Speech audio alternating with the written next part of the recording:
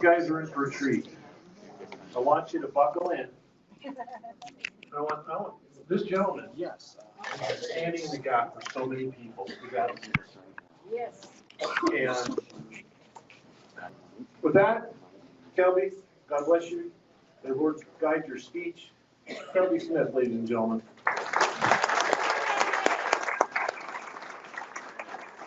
Hear me okay? Yes, sir. Yeah. I'm gonna bring it a little closer. Or you can take it off the stand and walk with it. I probably will do that. Just got some notes in front of me. How's y'all like this weekend so far? Excellent. Yeah, I don't have any jokes. Maybe kind of one. I want to thank my guy in the background. I left my cufflinks at home, so I wanted to let you know we grabbed some paper bags, ripped off the handles, and we formed some cowboy cufflinks.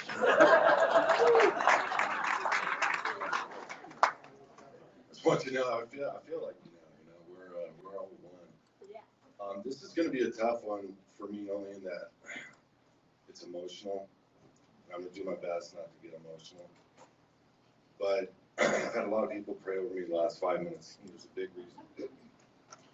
For 2 months, I've been under a lot of attack. I've been telling people about it. I've been public about it. Haven't slept in 48 hours. So literally the demonic attack last night in bed had me rethinking what needed to be done today. Come on. Come on. She's not even black. Yeah, for sure. I've been lucky to be a part of this since the very, very beginning. Yep, so, no, you want to click over. I have seen things that unequivocally tell me what we're doing is real. The Bible doesn't need thousands of people. God doesn't need thousands, tens of thousands, millions. He needs one. Just needs somebody to stand. And you're watching people all around you just stand in the gap of fear. And you don't know what's going to happen to you. Oh my God, if I don't pay my taxes, I'm going to get raided. Our country is lawless. And God is a God of order. Our land has been stolen. And I'm going to break some stuff down that y'all can. I need to be quiet if I can. Can we get him to be quiet? I'm sorry, it's just taking me off. Thank you, Ben. Can I get some more water, buddy? Anybody? I'll give you some real stuff. Oh, thank you. I do want to ask a few quick questions, just to kind of get a general understanding of the audience. How many people actually have seen me or know of me? Well, it's a lot. Okay. I stepped out of the Republic for one reason. It wasn't to leave the Republic. Thank you. Yes. It was because, in my personal, humble opinion, a republic can't be a republic without people in republic, and that's what I'm going to explain today. There's been a lie that the devil has used in our country for hundreds of years. And it's done under the color of good and godly and democracy, and unfortunately we've been lied to. Yeah. And it started in the 14th Amendment. It actually started before that, but the 14th Amendment was to free the black people. By the way, Where are the black people? Right. We don't have any. Maybe What's up with that? we do in Rhode Island. We do in Rhode Island. Do we? Okay. Yes. And Texas. One of the things that I'm watching, even on the drive here, is the division these guys are doing to the people. It's amazing. It's horrific. And the reality is, if God were the centerpiece of our country, there would be no division. Amen. And there's division even in here. And there always will be contention, but if you keep your eyes and focus on the heavenlies, which is what our declaration was and is, our Declaration of Independence is active law. It's a trust indenture that we claim God as King. It's a trust indenture that we, the people, became self-governed. That means no government over us. And we have a real misconception of what that means for all of us. We've accepted, like sheep, governance. We're being told we can't capture raindrops and use it to water our lawns. Ridiculous. I'm going to show you a clear-cut path. Sorry, God, to give him the middle finger. Amen. And it's, yeah. And I don't cuss. My father calls it the one finger salute in the military. My heart is to just get through and to help you guys understand the components of where you're not focused on and what you need to be focused on. Because it will mean everything to you in the coming months. Right this second, our nation is in a financial collapse. The gold is $4,400. Silver, $54 on Friday. What that means, silver doesn't get any more expensive or less value. Silver's a constant. Gold is a constant. It doesn't change in value. It's forever. It's a mineral. It's forever, which means something's happening with the money. Right. Which means they're bailing out of all their major hedge funds. They're pulling them offline and they're dumping it into gold and dumping it into silver and dumping it into crypto, which is the new currency.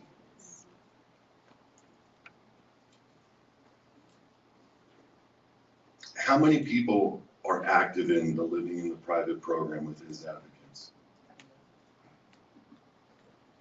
Okay.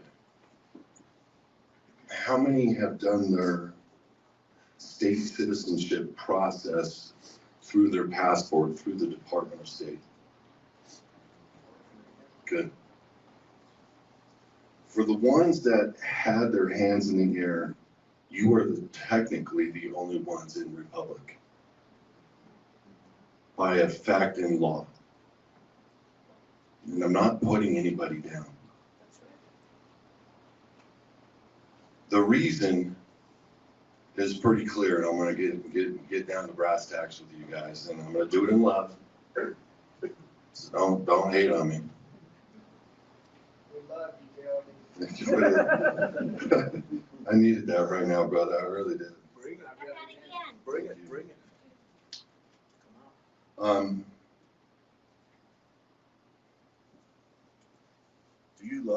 Do you love your country? Yes. 100%. I know you all do. This is our last chance. This is it. I made a ring, and on the side of the ring is the Republic flag. You'll see the stars with circles. The center of the ring is my family creed, which is Ephesians 6, putting on the full armor. We can't do this unless our centerpiece and understanding, if you want to declare something, you want to have an affidavit and put it into the public somewhere and declare something, I'm down for you. I'm in full support of that. But you are saying God is king and sovereign over you. Yeah, yeah. Can we all stand up and listen?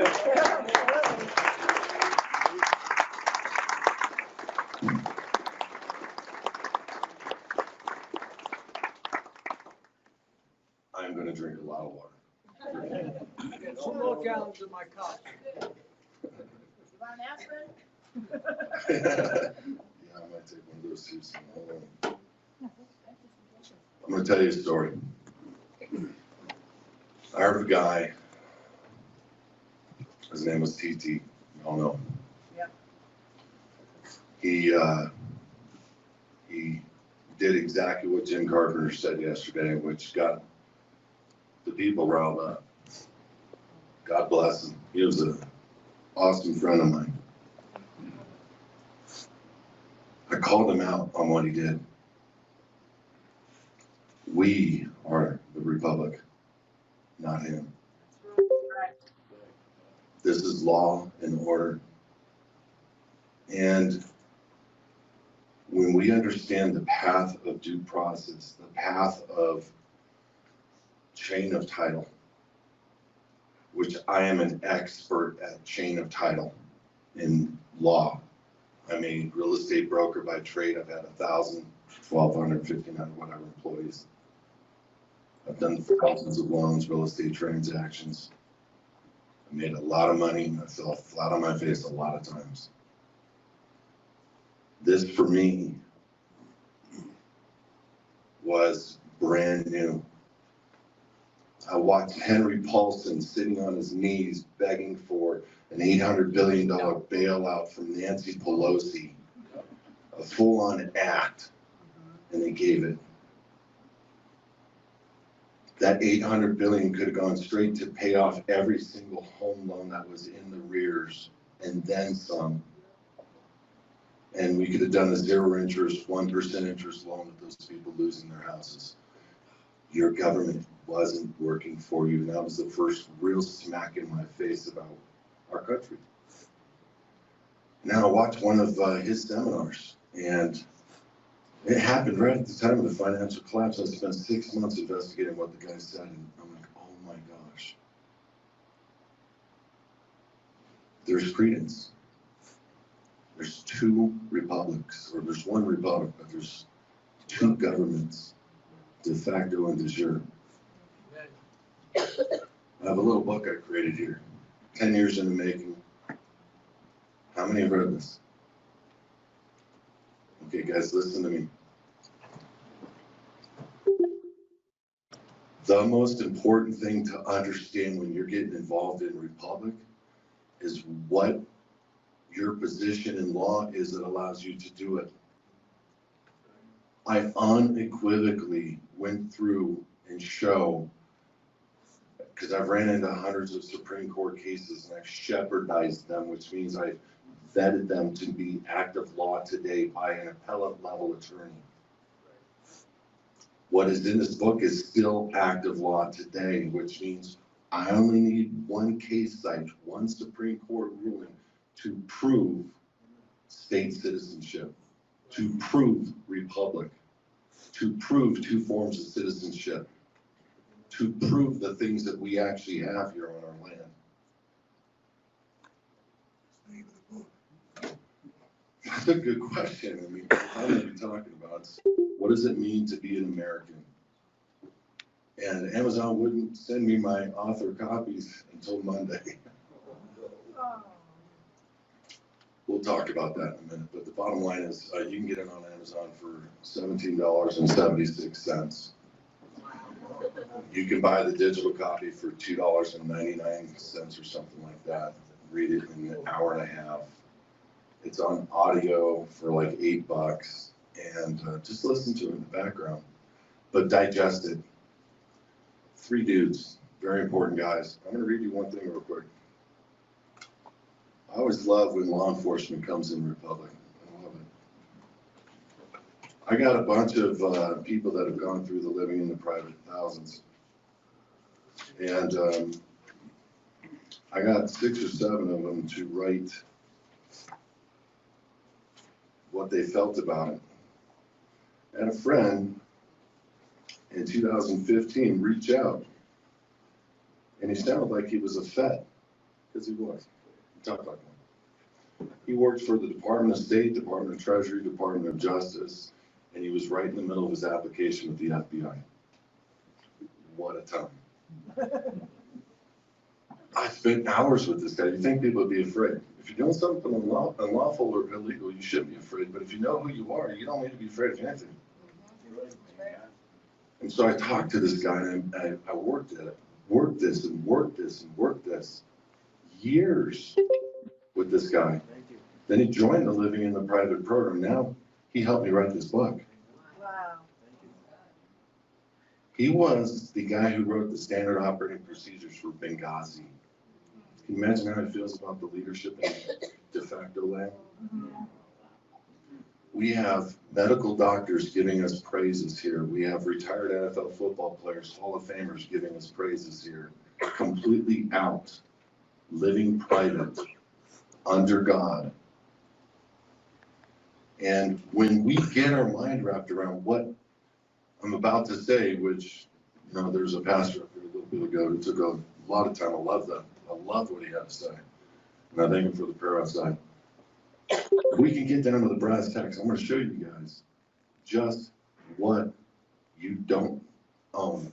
Just what you think you own, but you don't own. Just what you think you are in control of, but you are not. And I'm going to show you because God uses people, and he used a real estate broker who happened to know what a deed looks like. He used a real estate guy who happened to be able to read title reports, to be able to see certain things. He introduced me to the guy who runs the underground section of the LA recorder's office. So I got to see the deeds and the patents for all of California and also LA. And I got to see what they look like. And I'm like, I took those deeds and I started looking at them in law, what they meant. Vesting. Looking at what a legal description means. Heir.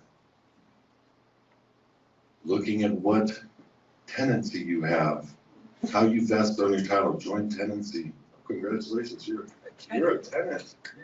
Congratulations, homeowner tenant who can't decide what he wants to do with his own backyard without permission of everybody. So I did some testing. This is kind of the stuff that we've been doing for 14 years now as advocates. We started doing some testing with passports, with land, deeds, with birth certificates, what that actually means, and I'm going to explain it to you. And I can get little babies with no birth certificate, a passport as a state citizen.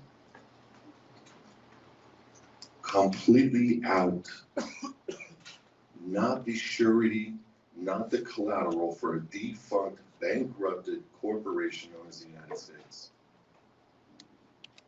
That's a really hard pill for people to swallow. Like we were pledging allegiance to a defunct, bankrupt corporation who prints money for a living. Which, by the way, I've really got, it's unnerving to know that they print money and still tax us. Yeah. It is unnerving to know that. It's not fair. Wait a minute, you can print more. Leave us alone. Just print more. You're already devaluing our retirements.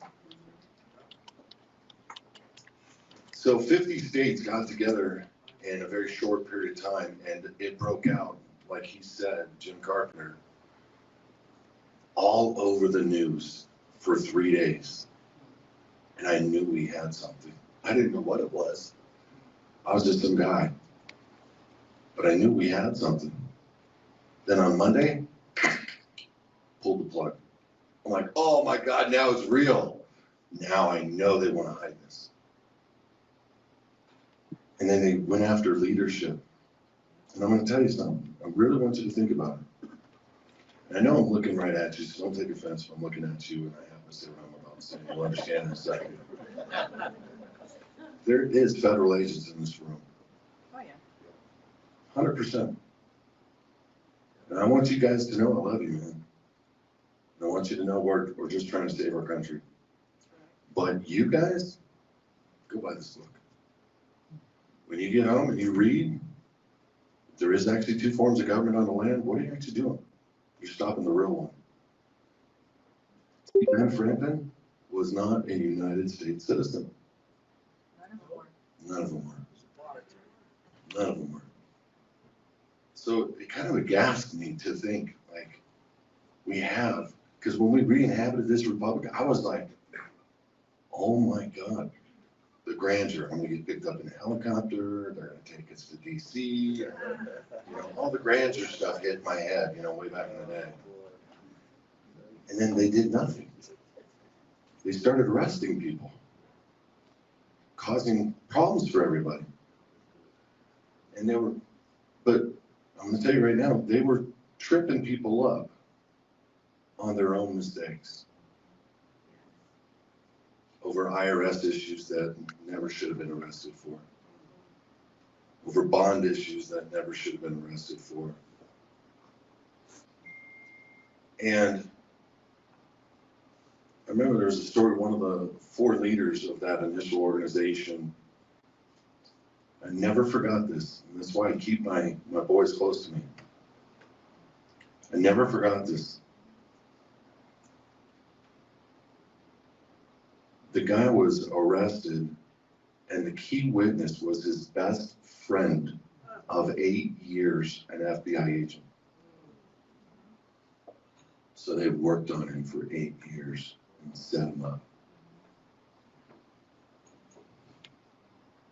Man, I'm glad I met my wife. I knew her when she was in 8th grade, and I could vet her whole life. You know what I'm saying? You know what I'm saying? Yeah. And she knew that guy, and I could vet him in his whole life. And you know, it's like we gotta really look around. You know. But you know what? It's gonna be federal agents that are gonna start standing on the inside. So we're not at odds with these guys. And I love that yesterday, integrate. Guys, there's not enough of us to run a government. I don't know if you've ever looked at this government or really how many employees are in it. Yeah, we need to weed the crap out of it, you know, but the reality is we need a lot of people, and we need to make sure that we integrate. And we need to make sure we teach them and help them understand and put the Constitution back in school and put the Declaration of Independence back in school and teach them from a young age what these documents mean for our nation.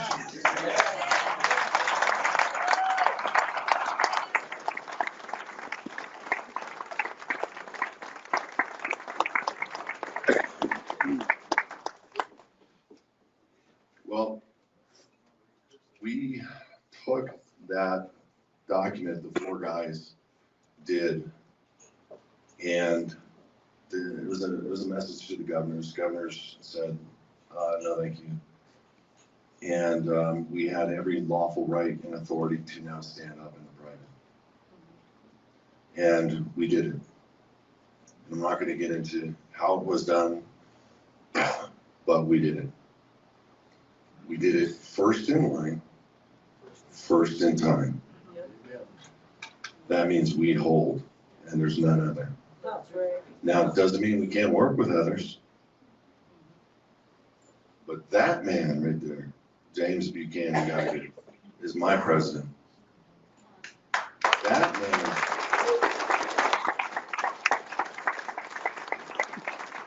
That's business. You guys have no idea what members of this Republican Congress have done.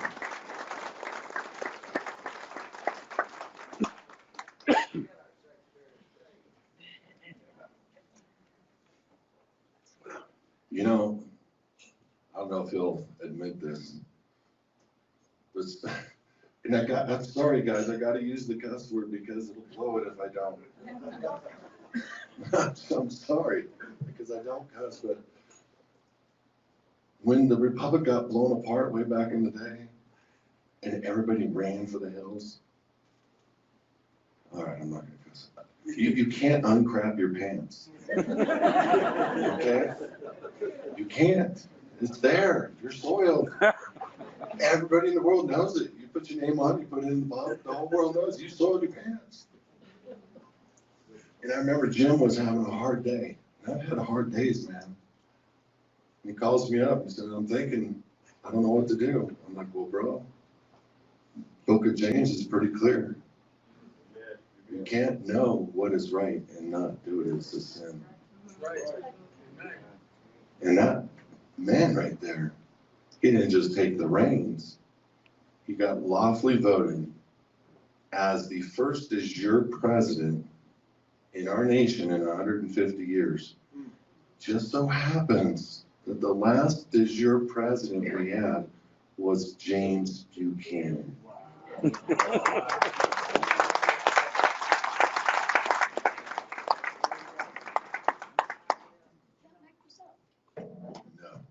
Guys, you can't make this up. And then I can go on and on and on with how God has held this room together. And it doesn't take a lot of people to hold something together. I got elected by Congress, confirmed by Congress, appointed by a previous, affirmed by Congress to be the Treasury Secretary. I said, fire me as soon as possible. I'm not an accountant. But listen, I'm going to tell you right now, we have struggled. And we did what we did to do whatever possible to keep this place going and keep it afloat. We're interim. We couldn't make a treasury, but we could create a foundation that's in support of the people, and that's what we did.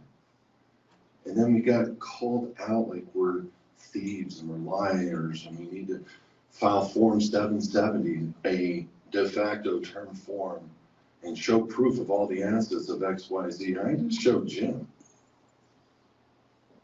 I do very well on my own. I don't need to take money from the people. I haven't taken a dime from the people.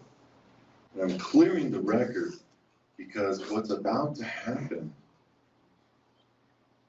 is a new financial system, and I guarantee the keys are going to be handed to people that are under God and that have truly re-inhabited the Republic. I guarantee the keys will happen that way. The world will be divided. There will be sheep and goat nations, absolutely. But we're going to come and we're going to hit this hard together. And we gotta buckle up, because first we got to self-identify. Am I truly in the Republic? That was the entire reason why I started His Advocates, is to help people become free. And there was no other way to get it done than to step out and do it. And I started going, like, we went to Utah, we did the rehabilitation. The second I started talking about state citizenship, where 30 cases are in here saying it's legit, still law today,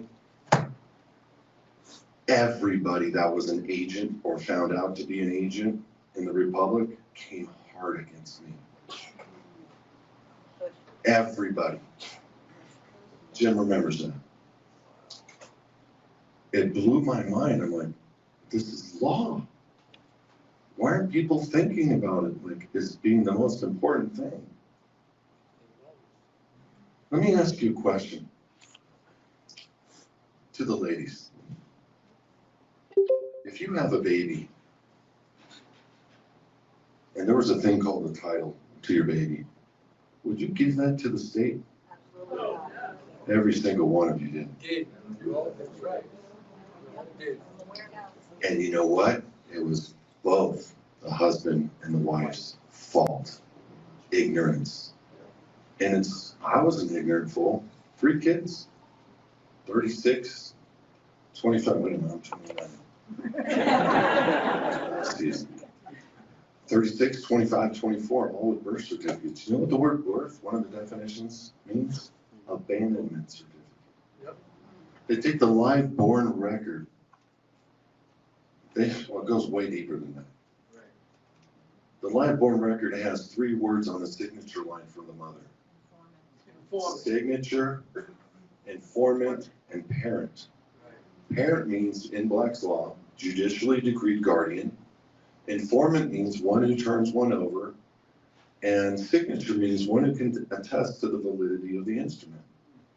So in one line, there's a contract there. The mother is the only one that signs the BC. What's crazy is she's listed as the mother on top, the father on top, but down below in the signature area, she's got a new word, parent. She's agreeing to becoming a guardian because she's turning the product of the union over the state. It gets worse than that. The marriage license. Supreme Court rulings stipulate what I'm about to say. The product of the union, meaning a license, belongs to the state. We fail for a lack of knowledge, and the only thing I'm doing here today is giving you some knowledge to consider. Our cars.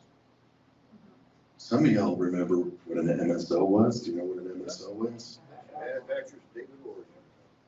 Manufacturer's statement of origin, manufacturer's certificate of origin, MCO. That came from the manufacturer. When you bought a Ford or a Chevy or whatever, you had title.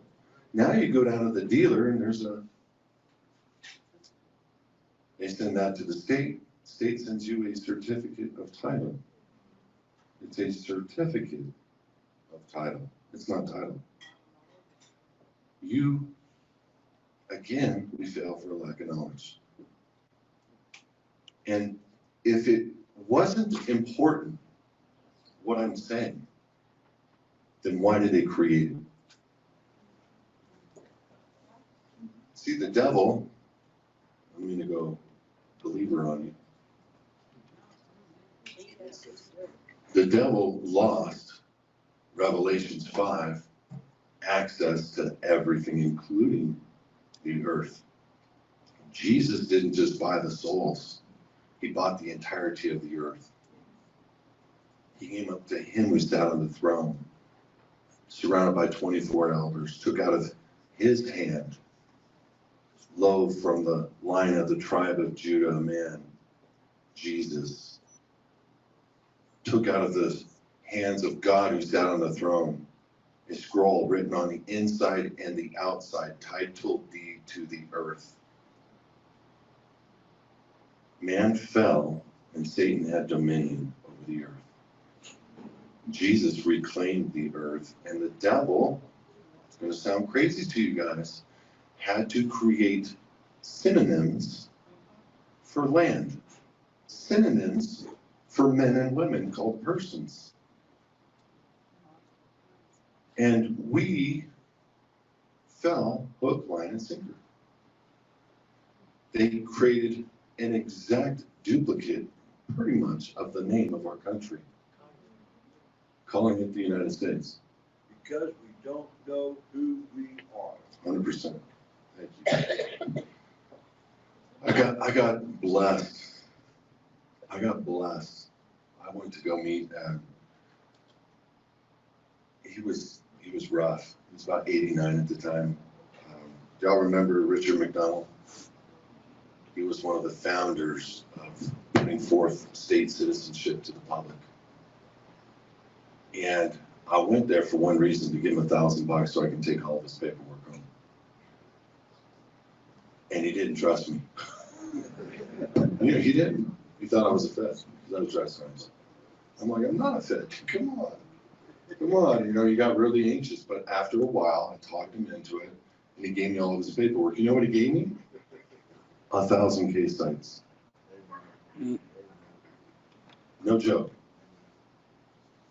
And I can go on with even stuff he gave me about the Republic Treasury. It would blow your mind. But bottom line is, I got introduced on a happenstance to some 89-year-old guy. I go to his house, and he has an embassy. He's a foreign country.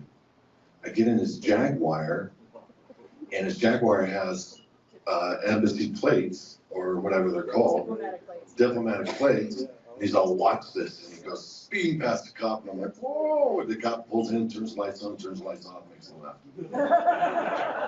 I'm like, this is cool. Can I buy one of those? And he's like, yeah, they're $10,000. I'm like, for my whole family, 4 passports, diplomatic, that's worth it. You know, 40 grand, that's worth it. But here's the funny thing. We have diplomatic immunity as a state citizen in our nation. And I know y'all don't realize the power of what I just said. And it will take time for that to set in, the power of what we have under God directly as a state citizen. So I'm gonna do y'all a favor. We're gonna cut for 5 minutes. Y'all go to the bathroom, do whatever you gotta do. I'm sorry, I'm not trying to run the thing, but take 5 minutes. I will say this before, since I didn't bring him, if you want, I'll cover the shipping costs. Go back and give a $20 bill to our guys back there. Give them your name, your phone, your email. I will sign, execute a book for you, email it to you, okay? But just give me your name, phone, and email, and how I know you, or if we don't know each other, and that way you can get an autograph book if that's important to you. But I'll see you in 5 minutes.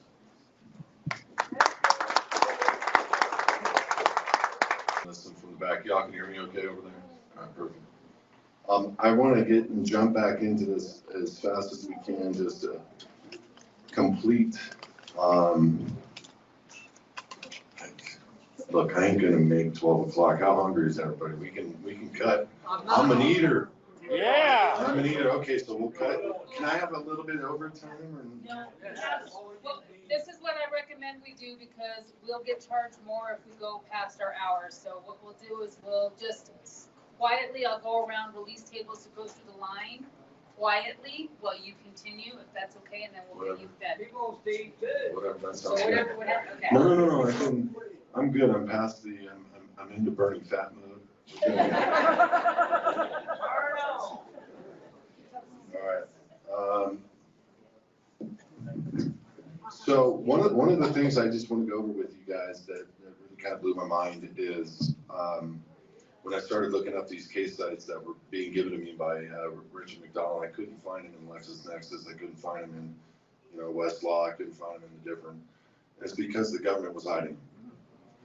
And there was a couple of instances where there was really good cases that he had that I actually had to go get certified copies from the Library of Congress. And I'm going to tell you right now that it's a sad day. We're hiding the law from the people so they can utilize the law to protect themselves from tyranny. It really is. It's a sad day. And it's, I want to explain the takeover really quickly, so the people get this wrapped around their mind how important this is. It started kind of with the 14th Amendment, as I said before. In my book, I talk about the 14th Amendment a lot, a couple of times in reference to how they brought everybody into being a corporate / surety citizen of the United States. There was much more. There had to be involvement with banking. There had to be involvement with getting you to contract with the corporation. And that happened over probably 100 years. And I'm just going to say the process. I'm not going to get into each one so that you guys know unequivocally what happened. And it's in the book. We have it in the book, The Takeover. But the banking, the taking of the gold, the reality was then, the China issued a gold-backed certificate to the Federal Reserve back in 1911, whatever it was. They incorporated the IRS. They did everything they could to change the entirety of the banking system. And it was this, even the 33rd degree Mason president that we had at the time said, it's a sad day. And I don't want to get into banking with you guys, but if you knew what was really happening with your birth certificates, and you knew what was really happening with the banking system and these notes, this is the thing that sucks. Every loan is prepaid. There isn't one single foreclosure where they should be ejecting somebody from a house because the bank's been paid.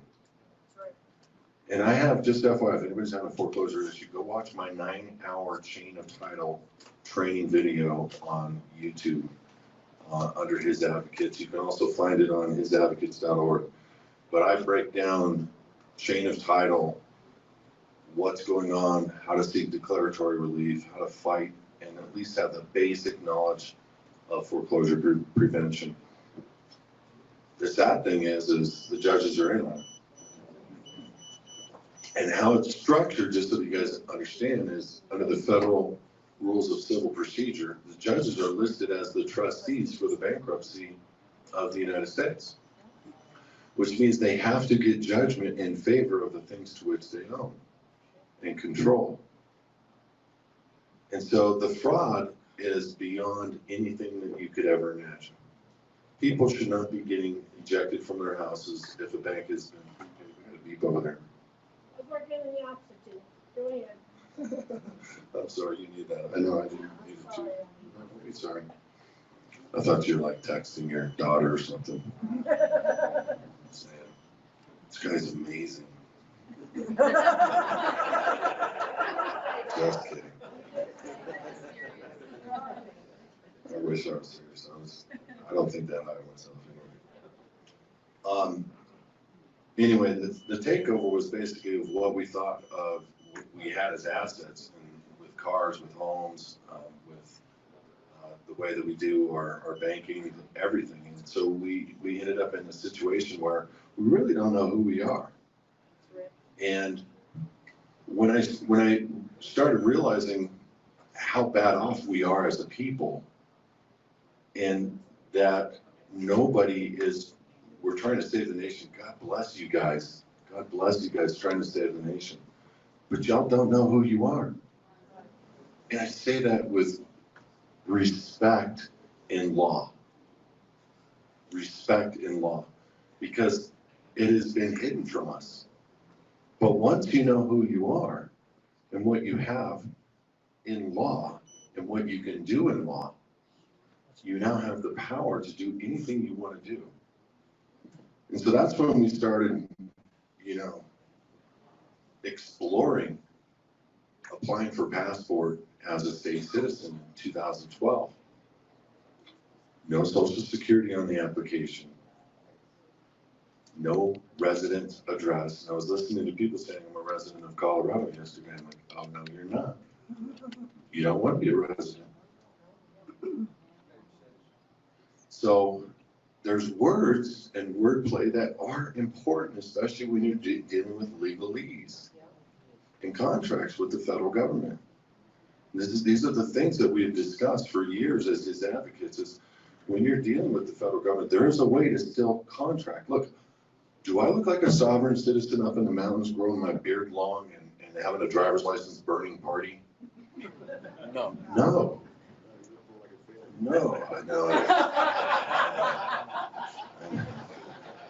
Thanks, Jim. Reaffirming that for everybody. Appreciate that. Yeah. I did. But the reality is, we just have to take a step back from everything that we thought we knew, humble ourselves, and just say, is there a way? Is there really a way to come out and to come under God directly and truly be an American? You guys are halfway there. Listen to me. I've offered everybody in the Republic that holds an oath of office, serves in a position, meaning not a freeloader, I'll do it for free for you. I've offered it everybody, and barely anybody does it because they just don't know. They think, well, I've done it this way, I've done this affidavit, I put it in the public over here. Oh, I'm an American national. And I'm not putting down that. I fell for the American national myself. And I deal with the American national conspiracy in my book. If you look at 8 U.S.C. 1101-821, national, and you look at the definition, a person that owes allegiance to a state, that's why everybody says, oh my God, that's me. But that's the United States Code. If you go to Cornell Law and you look up, and remember something, United States Code is public law interpreted by attorneys. So when you look at national, somebody in Congress created that term. Corporate Congress. For the purposes of faking us out so that we write all these affidavits of something we're not. But on Cornell law, the word national is synonymous with a United States citizen. And I could break it down, I could show you, we don't have time. There's videos I have on my YouTube, there's videos I have on newsadvocates.org, breaking all that down. Super important, super important. And just the processes that people do, look, I'm not holding us above anybody else because this is not easy to figure out. But how do you operate as a state citizen in this world that we live in, especially, guys, look, do you know what's coming? Digital ID, scanning your forehead, scanning your wrists, coming, 2026. I said this years ago. Next year, for us, that's going to be the first time I'm going to give up my driver's license. And yeah, by the way, there's a common law right of travel without a license. I'm not going to out you, Alex, but Alex came all the way here with no license and no tax. Of course, he's in a minivan now. I mean, he's like not suspect at all in a minivan. Yeah, I can't do that, you know. But everything that I have is registered into a foundation that I don't own or control. I might control it a little bit. And my license has completely been redone where there is no agreement. And that is something that a lot of people need to get wrapped around in their mind of how to contract properly with the federal government. We teach that as advocates. So you can live your life right now and in the future, even with, you know how you say no to digital ID? It's very simple. No. No. Listen, all the banks in Vietnam, Just did it. boom, gone. You want your money? Digital ID. First test was India years ago. 90% said yes. In China, there's people sleeping on the streets because they don't want to conform. You know what we are? We're the church. Do you know what we're going to do? We're going to give a safe haven to people. Amen. Amen. 100%. Yes, sir. And I think when we realize, what are they doing? Well, they're giving us a safe haven called a FEMA camp. It's a sad state. I'm being a little bit more rough with the reality of things with you guys because we have to think through it for ourselves. But you need to get access, and not many of you have young kids. I can see that plainly. But no offense. I mean, come on, I'm there myself. I got a 36-year-old. Come on, we're right there with you. Yeah. But that's the hardest part, is teaching a child to believe what we believe, right? I'm the crazy dude. You know, what's great? We're rocket scientists, we're lieutenant colonels, we're real estate brokers, we're plumbers, we're cowboys, we're cops, retired, we're people. That's what's great. We're not crazies. So we don't need to grow our hair long, identify as a sovereign citizen. That's an oxymoron. That's not what you guys are. That's right. It's never been defined in law at all. And the FBI trains people to pull people over. Oh, you're one of the sovereign citizens. And that's why I don't want to deal with a cop on the shoulder. I tell people, don't deal with a cop on the shoulder. Come on, he doesn't know any better. Why are you yelling at him? You know, just get out of there. Take the ticket, sign it on a sunset, sign it under duress. Put a 3-day right of rescission on it. Get rid of it. Hire 1-800-TICKETS, $99. They go to court for you and fight it. Why are you spending 24 hours making docs trying to fight a cop who doesn't know any better? Or fight a court? I fought courts for years and I would win, And you know what? The things that I thought I would have control over, I had no control over. They suspend my license for no reason. And if you want it back, it's $1,000. No case attached to it, no reason for the suspension. My rates and my insurance rates went up. They control what they can control. And I'm like, okay, I get it. It's theirs. They own it. We're holding it in possession. We got to operate according to the back of the agreement. Now I'm going to blow your mind a little More? bit. DMV, that's a trust. IRS, trust, Corporation. 1040, Corporation. W9, yeah, corporation. But the forms they give you are adhesion trusts. You are the trustee, liably, surety. When you come under the DMV rules, they're the grantor. Just read the top of the application. Department of Motor Vehicles, California. Read the back. If you do this, we get paid this. If you do this, you're incarcerated this much. You know what I'm saying? They're the beneficiary. They don't countersign your application, send it to you for a copy on your file. It's a trust. Guess what? You can change a trust. No need to revoke. Check it out. Why does God use certain people that go through certain things and lives a life a certain way? I just happen to watch non-judicial foreclosures in the hundreds for years. You know how they did it? A lawful administrative process to where they would send notices. Nobody would respond. You're in fear. Don't know what to do. You make a phone call instead of putting it in writing like you should have.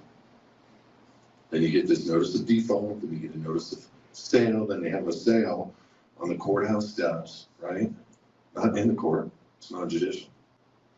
Then some trustee takes your house and hands it over to the bank. You lose your house, and then what they do? They bring you into court and evict you. You know what we do? We do the same administrative process against the Department of Motor Vehicles, the Social Security Administration, the IRS. We just completely cut off. Let me tell you about the IRS. Here's why people are failing. We do a trifecta. I love this. People do not go to jail if they just stay away from the IRS. People go to jail because they contract with the IRS and they don't follow up on their agreements. They'll fill out W-4s, W-9s, they get a W-2, they don't file a return, they do an unlawful return.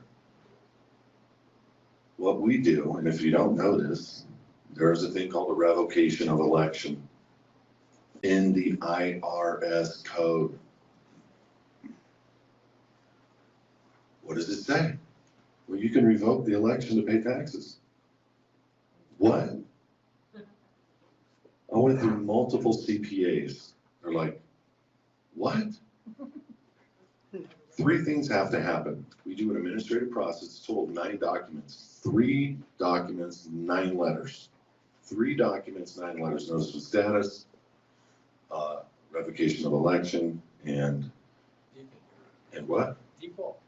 No, that's the. No, that's one of the, that's the 3rd letter, but you did get me off track. Opportunity cure. No, that's, yeah.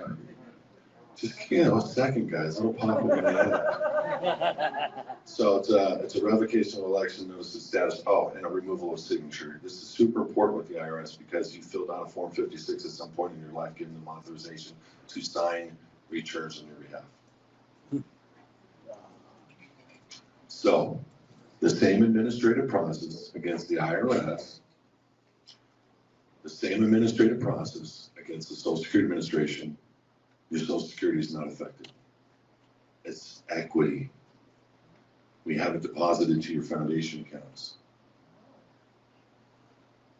The element of how to operate in commerce as a state citizen has been figured out. The element of how to be free as a state citizen has been figured out. The only thing that we have to do is we've got to take action. Here's the important thing. The trifecta is this. You did your passport documents as a state citizen. You did all of your documents with the IRS, okay? And you operate through the foundation from there on as much as possible. Some of y'all have jobs and you still get your W-2s and all that. We'll talk to you on how to handle that. But the trifecta is your status, the removal, and the fact that everything comes through an independent foundation that is created under God and operates as a humanitarian work and effort that has no requirement in law to file a return. People want to say it's a 508c1a. It is not. Listen, we do not stipulate our document to be under any IRS code. Okay? I didn't create any document for the purposes of giving the IRS permission to think that they are in control of me. I just create the tax ID number, and we do it a very unique way, and we serve notice to the IRS, and it's done. You'll never, ever, ever have to file a return on that. You transfer your houses with a proper deed, not a deed where you are, your names, which are really theirs, or a corporation name, which is really theirs, using joint tenants, using a legal description. We're here to reclaim the land. The foundational beneficiary is Yahushua.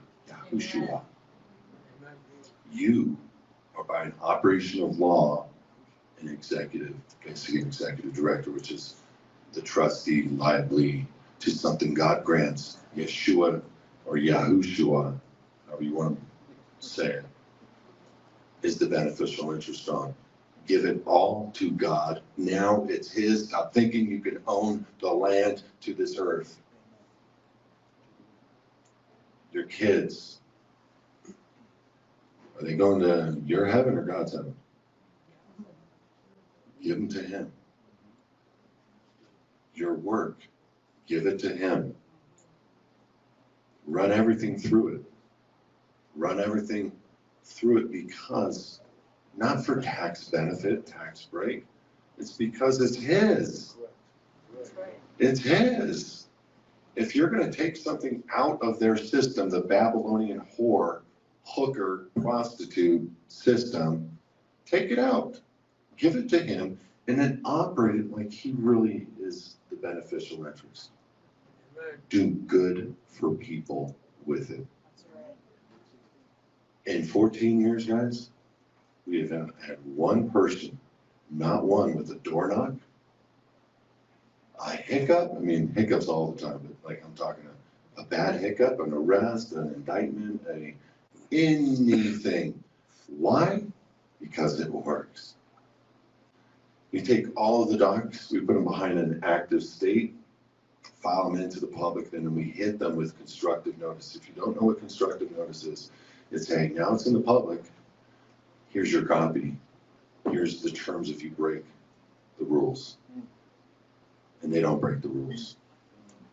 The entirety of the foundation of the United States Corp is based on republic existence. You can go here in republic, which you all are. You're just contracted up to the hilt, and you need to redefine it. You all are in republic. Your God-given unalienable rights are inherent. But when you signed away your God-given unalienable rights for lesser rights, it was absolute. Do I have time for a 17-minute video? Yeah. All right, guys, you're going to enjoy this. I go through my book real quick with you guys. I'm going to show you the important nature of why you want to be in republic all the way through. And then the fact of the matter that we have the law that supports us. We are operating in law like nobody else. There's nothing we are doing wrong. And if I can say anything, I just really want you guys to get that. Okay, go for it. Sites and different things. I'm going to talk for about 10 minutes on the new book I just shot out. Some information. I went through the book, highlighted some important areas. We are a #1 bestseller in multiple categories on Amazon. taken over the market by storm. Just people are very interested in what we have, which is a book that really talks about state citizenship like none other. I wanted to take a couple minutes with you guys and just help you to understand the key important facts of the book. And a lot of people uh, don't know. You can pick it up for about 17 bucks, have it shipped so you can have yourself a hard copy. Um, but you can also order a digital copy, currently $2.99. And it has all the same stuff this book has. So you can read it. You can send out the book to multiple people as a gift right from Amazon. And that's what a few people have done. So I'm really excited and encouraged. This is the catalyst, guys. This really explains it well. I'm just going to hit some key important points. Number one, what are the people saying about his advocates? We have retired people that work for the government in many different areas of law enforcement, military.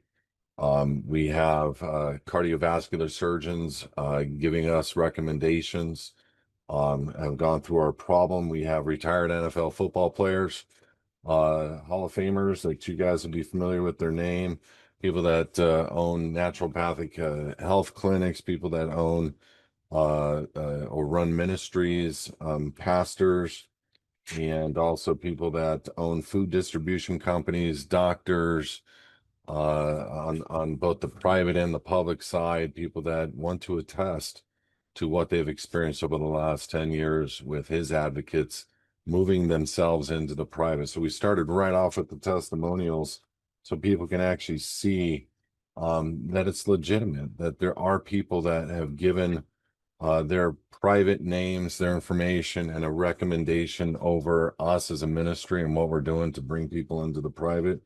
And I wanted to read you something directly. This book is dedicated to you, the seeker, the wanderer, the one who always knew something wasn't right, to the soul who feels the weight of unseen change but has never stopped searching for the key. To the ones who will read these pages with the tears in their eyes and truth burning in their hearts, to those who were born for more but needed permission to believe it. To every future member of his advocates who will rise from the confusion into clarity, from bondage into liberty, may you know that God has always been guiding you just as he guided me. He is not just the author of liberty, but the very breath of it. He placed people in your path just like he did mine.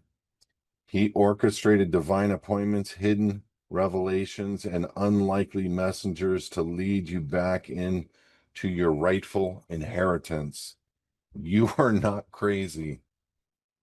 You're not alone, and you are waking up. May this book be the trumpet blast that shakes your soul, awakes and breaks every lie that has held you back. May it lead you home to who you truly are, to whose you truly are, and to the freedom that has always been yours. This is your turning point. This is your moment. Welcome to the journey. Welcome to his advocates. Welcome home. Wow, that was pretty serious day. I wrote that. I really wanted people to understand what this book and how important this book really is for everybody. Here's a table of contents. I'm going to read to you the subject chapters: State of the Union citizenship versus U.S. citizenship, which holds more weight in America. The creation, chapter 2, of federal citizenship. Chapter 3, the gradual federalization. I show how they did it. Number 4, state citizenship today, showing that it still exists in today's law. Chapter 5, the two systems explained. Quick recap, showing the difference in not only law, but what they've done.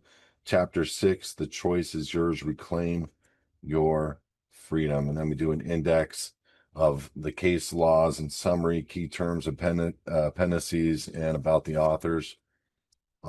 This book was written by myself largely, but I had support and hired a firm, and we did it right. There was two things I really wanted to make sure were at play. Title is, what does it mean to be an American?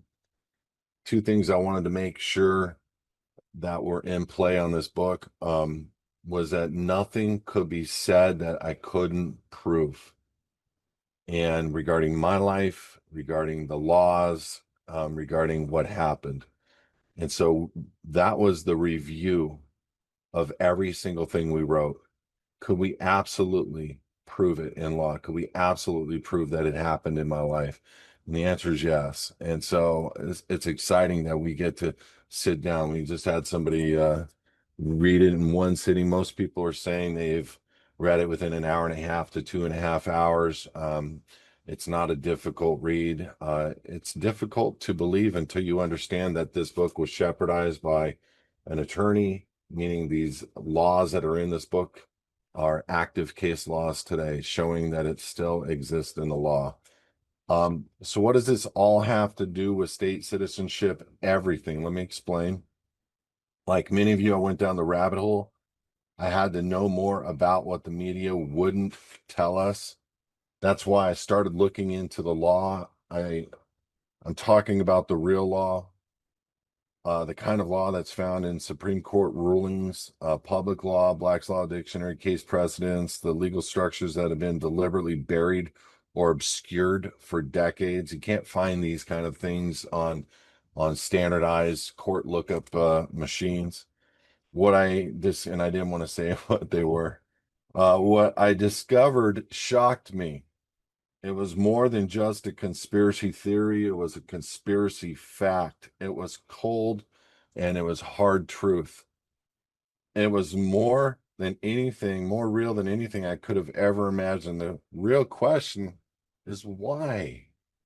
Why not let us live it out? Why?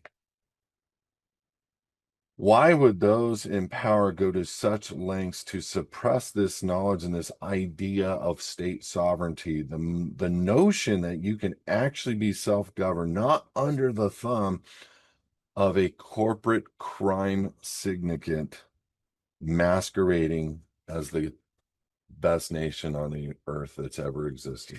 And it blows my mind to this day. Few of the cases, Chisholm versus Georgia, the court recognized sovereignty of the states. State means the body of people, and the role of citizens as the ultimate sovereigns. And that's one of the oldest case laws from 1793, still active case law today. Barham versus Baltimore, the Supreme Court held that the Bill of Rights restricts only the powers of the federal government and do not apply to state governments, people. Dred Scott versus Stanford, the citizens of the United States at the same time the adoption of the constitutions were citizens of the several states, a body of people, state citizens, self-governed. Chapter 2, the creation of federal citizenship in the 14th Amendment, we break it down. The words within the 14th Amendment, why. We also go over the slaughterhouse cases. It is quite clear, and this is the judge's summary, it's quite clear that there is a citizenship of the United States and a citizenship of the state. United States versus Cruikshank.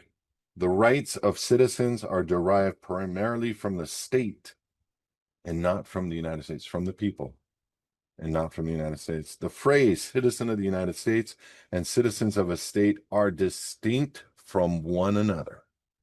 Different. Strong. This I call the takeover.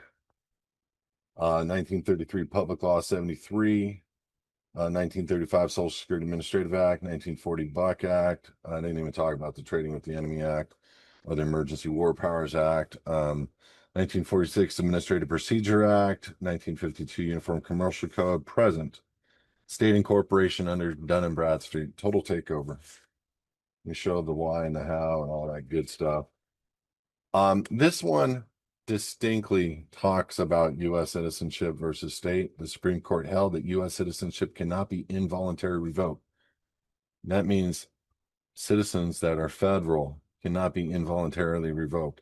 They wrote this in reverse to think you're getting a benefit, but the reality is it's being withheld from you, the state citizenship, involuntary revoked. And this is for the people that are going into republic. Your citizenship cannot be revoked by President Trump, meaning your citizenship of the United States, if he were to take over the republic and reinstitute the republic, cannot be involuntarily revoked, meaning you're stuck unless you do something about it. It's called allegiance. Huge, huge. Chapter 4, state citizenship today, 1970 to present. The guarantee clause of the 4th section ensures that every state retains a Republican form of government. Still exists in law today, preventing the federal government from lawfully altering the structure in Lutheran versus Borden. Boom. Heavy. Got to get on with my attorneys in about 8 minutes. I'm rushing. How's this all done? One word: allegiance. Are you sure, Kelby, that we have the ability to do this by allegiance?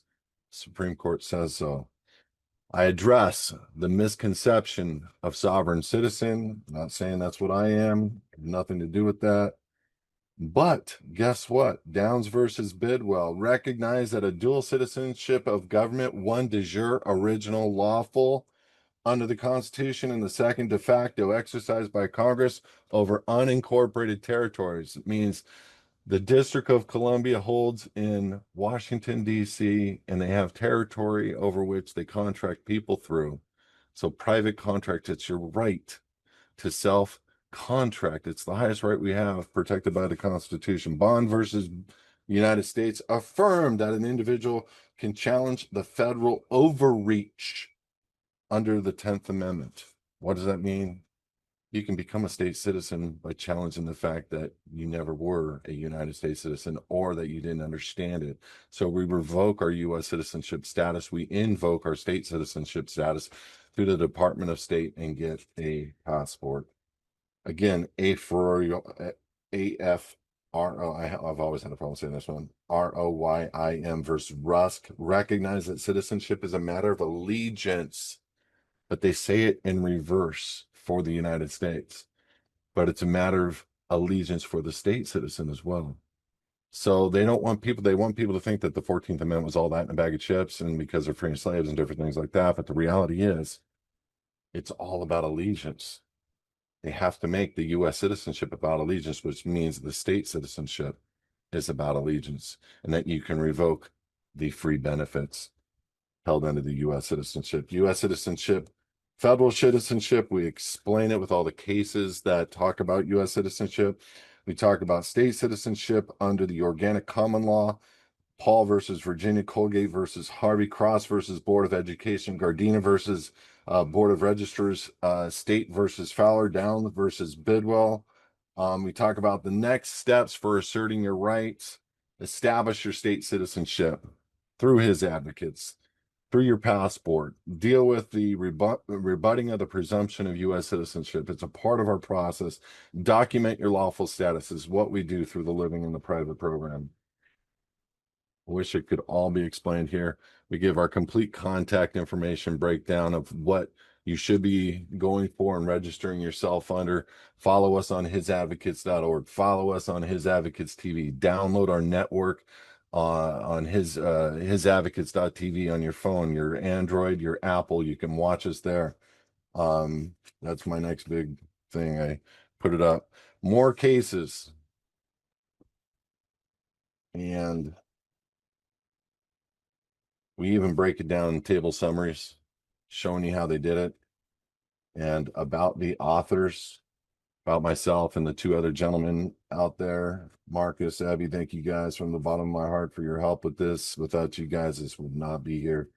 And a neat little note section, you can make notes. This makes it a real thing for us. This is not an arguable thing anymore. This presents to our family and to our friends that we're not crazy. And as a licensed real estate broker, as a #1 best-selling author, as just an American like you, we have something super special in this nation. I'm trying to grab at this, and I'm trying to show people that they no longer have to be under the tyranny. And why is this so important? Because our God created us in his image. We are free to have dominion, Genesis 6:2, over all the earth. That doesn't mean to be the surety, the collateral, or the bankroll for a corporation. You have the right to come out, and in the next several years, it's never been a bigger battle of God versus the devil like it is today. And this is the catalyst of proof that we can do what we say we can do in law. And why do you want it? Because you do not want to be anybody's slave when it come time to say, it's time to take the chip. It's time to take the shot. It's time to take this, because that's when they have ownership rights over those people that are slaves, not people that are free under God. Please, please look down below. Many of you have already purchased. You can send gift copies. It's now $2.99 for the digital copy. The reason why we have it at $2.99 and not 99 cents is because Amazon won't push it. If it's at 99 cents, they get to make money if they can push it at $2.99. Amazon, guys, makes 80% of the transaction. We make 20% of the transaction after the cost of the book. There's no money in this. This is all about freedom and drive people to his advocates for freedom. So please do me a favor. Send somebody this little 10-minute video showing the facts and letting them go and buy the book and read it in an hour and a half. It'll be the best hour and a half in their life. Guess what? One of the Supreme Court rulings is state citizens are not taxpayers. I show people how to be tax exempt. I show them how to live private under God. I show them how to keep their businesses, their children, their homes, everything private under God. Please forward this video to your friends and families. God bless you guys. Thank you for listening. Down below are the links to purchase. Down below are the information. We are, again, because of you guys, we're #1 on Amazon in multiple categories. We're blessed beyond anything. And we just ask for your help to continue to push this message, these little types of videos out to your friends and family. We're going to get this on all social media platforms, and it'll be a good little informational piece that somebody can read. Thank you. Look, I come from a sales background, and I've had to learn pretty much every position of a company. I'm saying that because I've watched people run rooms before many times, and I watch them say stuff to people, and there's people that just can't hear, don't hear. Took one guy 17 times saying the same thing to get everybody to hold this ticket up. It was weird. 17 times he's in front of the room, he's got the mic. 17 times. I want you to hear this. Slaughterhouse cases. There is a distinction between the privileges of state citizens and citizens of the United States. In other words, I'm going to show you another case in a minute. U.S. citizens, the majority of you, do not have access to the Bill of Rights. Respectfully. Belmont versus Gulfport. Electors, state citizens, are not taxpayers. U.S. citizens cannot own land. You are a debtor. You are nothing more than a debtor, respectfully submitted. That whole traditional thought process of creditor versus debtor is real. Why do you think God in the Bible says over and over, don't be a debtor. Don't pledge yourself as surety for somebody else's debt. That's what you have done as a United States citizen. You're basically an employee holding up all the policies that they've created for their employees. The employment, the U.S. citizen is the birth certificate, 9 UCC, registered organization, go look it up. They can't contract with living men and women, so they get you to hold jobs that they show jurisdictional privilege over you. First job is as a 13-year-old, now it's as a baby. I mean, an unconscionable contract to get a social security number. 13 years old, I didn't know what I was doing. I was saying that I want my employment ID number to be and hold that office of a US citizen. Then I went and got the most important thing that I ever thought, the driver's license. So important, 16, man, Kelby with the driver's license, I was stupid. Stupid, I'm being very honest with you. I spent 100 days in jail for driving. Not criminal, stop it. It was code criminal, but not criminal. And that taught me a lot. That taught me a lot. I was kicked out when I was 16 years old. My mom had every right to do what she did. And I've been on my own ever since. And it's taught me everything. But I had to learn a lot spending time in jail for the things I had no idea I was doing wrong. You know, but they teach you quickly. They want us to learn quickly. But for the record, I've had one ticket in 30 years, and I'm not a criminal, and I hold broker's licenses, and just FYI. I want to clear the record. 100 days in jail. I didn't make any friends. Okay. It was very interesting. You don't want to make friends in jail. Then you're obliged. You know what I mean? That's it. We'll just stop there. Cross versus board of supervisors, and this isn't 200 years old. It's 1966. No requirement exists for state citizens to be a U.S. citizen. Gardena versus Board of Registrars, 1909, two classes of citizens, one of the United States and one of the state. It's saying in a Supreme Court ruling the truth of the fact that you can have your God-given unalienable rights back. You don't need to put up with the nastiness of what these guys are doing. And yes, they will railroad people sometimes that don't have their ducks in a row. And we see it all the time. We see it all the time. I love watching those sovereign citizen videos because it just makes me shake my head all the time. Like, what are you doing? Why are you fighting this guy? He's just trying to do his job. He doesn't know any better. Don't think I get mad. I get mad at some of these cops. But the reality is they don't know any better. State versus Fowler. A person may be a state citizen but not a U.S. citizen. I just gave you 2 or 3 case sites on just that component alone. So do you want to be a U.S. citizen where you can't own debt, do not have access to the Bill of Rights, are a party to the bankruptcy, and they're coming to chip and mark their collateral in the next 2 to 3 years? You, as a United States citizen, are listed under the Department of Agriculture as chattel. Look it up.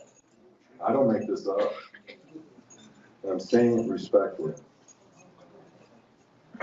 I wish we didn't fail for a lack of knowledge, but we spent 10 years putting this book together so that it will be flawless and doing nothing more than promoting the reason why we as a body can do what we are doing. It's time for us to come across this nation and free the people, but it's an ideology change. It's so hard for people to think they got duped. They got duped on their home loan. They got duped on their deeds. They got duped with their children. They get duped in their cars. They get duped in their status as a citizen. It's so hard for people to accept that fact. I thought government was perfect about 20 years ago. Many of us did. God, they could never do that. They are some of the biggest con thieves I've ever seen in my life. And yes, we're seeing a house cleaning. But I want to warn you guys. I want to warn you guys. Your status is critical. Because RFK wants you all to wear a wearable.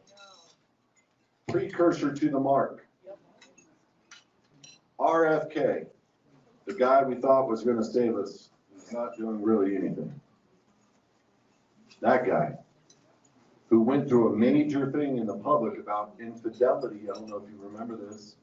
And they came out and hit him hard, and then all of a sudden he's like, oh yeah, let's get everybody on wearable. That's how they do it. Look, it's a sad thing, but this is what the devil did. He takes all these people in these offices and he finagles them with a little gem. He says, hey, if you vote on this way, you know, we could appoint you to this board. We can have you come to here. We'll give you this much money for your campaigns. The guy says, no, that's not for me. Oh, it's not. And they try to get him in compromising positions. I'm only saying the truth, guys. That's right. I'm only saying the truth. They try to get him in compromising positions. Bring him out to a party to have a picture taken with a girl, a hooker, a child, a little boy, a little girl. That doesn't work. They threaten them. That doesn't work. They beat them.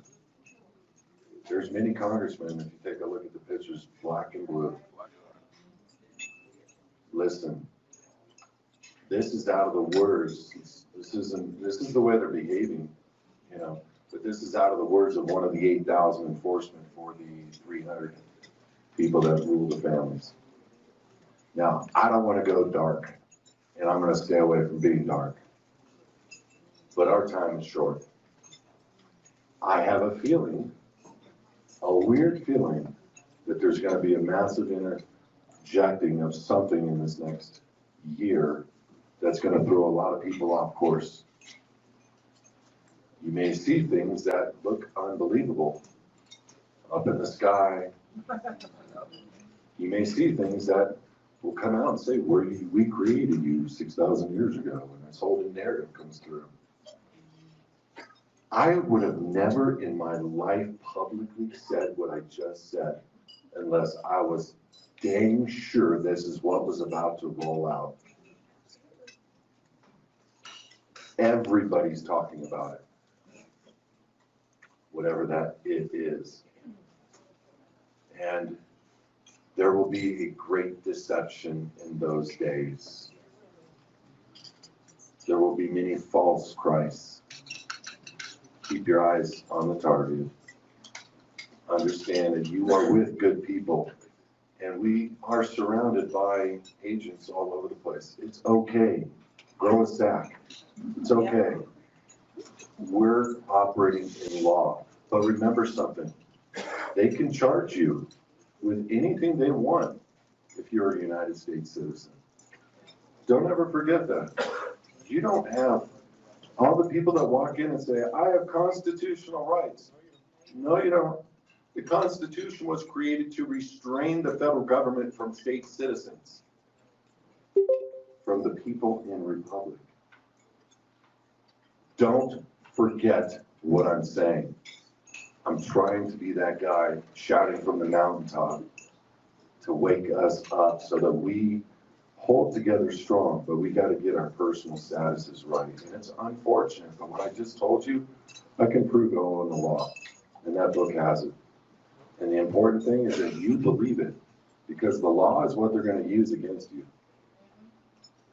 And if you don't have a Supreme Court to support you, or you don't have a status to support you, you're done. I'm going to go into a Q&A right now. And so write your questions down, and I'm going to look around the room and pick a hand. I got the lady right here in the middle. Hold on a second. The mic. I thank you. We know you want that second plate. I know you were. Hi, thank you, Kelby. I appreciate it. Alexandra from Rhode Island, interim governor. I think back in April you were on a training call, and that moved me to contact, and I spoke with Matt Brown. Good. And I have not done my passport. I do want to do a foundation. There is a but. I am working poor. Didn't really want to bring that up here, but I'm working poor, and although there is a generous discount for members, I really can't afford that. So I had asked Matt if I were to do the foundation, does that give me access to my CUSA trust?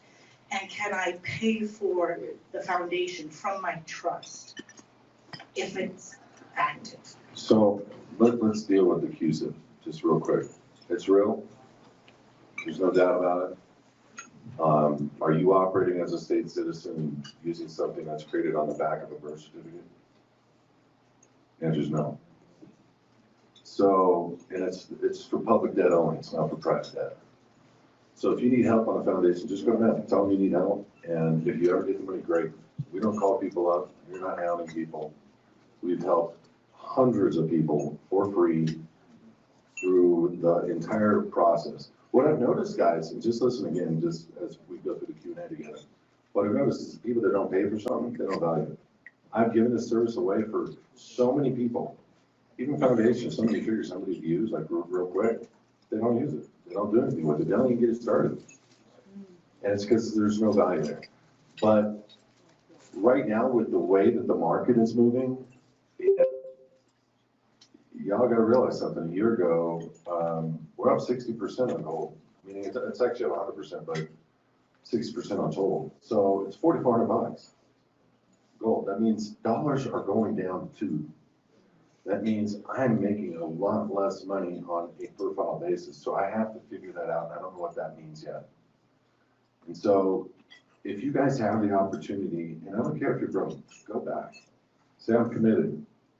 We help a lot of people. And again, y'all, just to prove you're a state citizen, passport at a minimum. And I do that for you for free. If you hold an office, I do it for you for free. I'm not going to do it that way forever. Did you need something? Yeah, go ahead. Is that sufficient? Yes, I think so. Okay. Kelby, I was born ignorant, but I don't intend to die that way. So I want you to explain something to me, because I've not had a chance to talk to you about this. I don't know if anybody can see this when you hold it up to the camera. Just read it.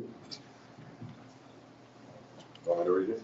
Yes, if you got your steers on, and I don't. Military occupation is temporary measure for administering territory under the control of invading forces and involves a complicated trilateral set of legal relations between the occupying power, the temporarily ousted sovereign authority, and the inhabitants of the occupied territory. Explain that to me in legal Greek. Territory. No, Territory, legal description. what I'm getting at is, Use the mic. that, what I'm getting at is that, doesn't that say to the military? This is what we're faced with, folks. There's a lawful sovereign authority on the land. It's us. And then there's the inhabitants of the land. And then there's the occupying power. Let me say it to you this way, because I already have the answer. That's why I asked you. So, why did they need to make all of your deeds a legal description? Because it's an error. Let me say it, the other word error is territory. Territory is an overlay 6 inches over land. Territory is an overlay 6 inches over land. So when you have a legal description on your deed, you own your house, maybe, you don't own the land. I'm telling you this as an expert. I'm not telling you this as a hypothetical. I'm not some Trump guy that doesn't understand the law or doesn't understand deeds. I'm really saying this. We failed for lack of knowledge, and that's great. So what his next question is how do we stop it? Why do you, and I'm gonna go back to the same question. What are you doing to stop it? If you're holding title to a home that isn't yours, that every element of the deed belongs to them, they have full authority over that home. Code enforcement proves it all the time.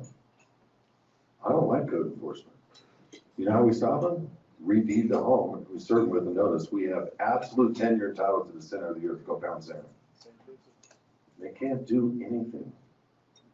They can't do anything, because then they'll go look at the deed and they'll understand you filed a perfected deed. This is why it was so important for them to change it out. Now, under that, that's the deed for everybody that wants to look it up. Google it. DOD Law War Manual 2020. It's an introduction to the commanders as to this new DOD Law War Manual that came out. So my point, Kelly, land like you brought up. When the military comes in and says, are you an inhabitant of the land, or are you the lawful sovereign authority?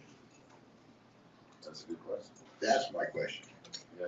That's where your state citizenship then comes in and says, I'm a lawful sovereign authority, United not States an citizen. inhabitant on the land. Correct. A U.S. citizen can't own land. You don't have access to the Bill of Rights. Think. These are Supreme Court rulings. This isn't my thought.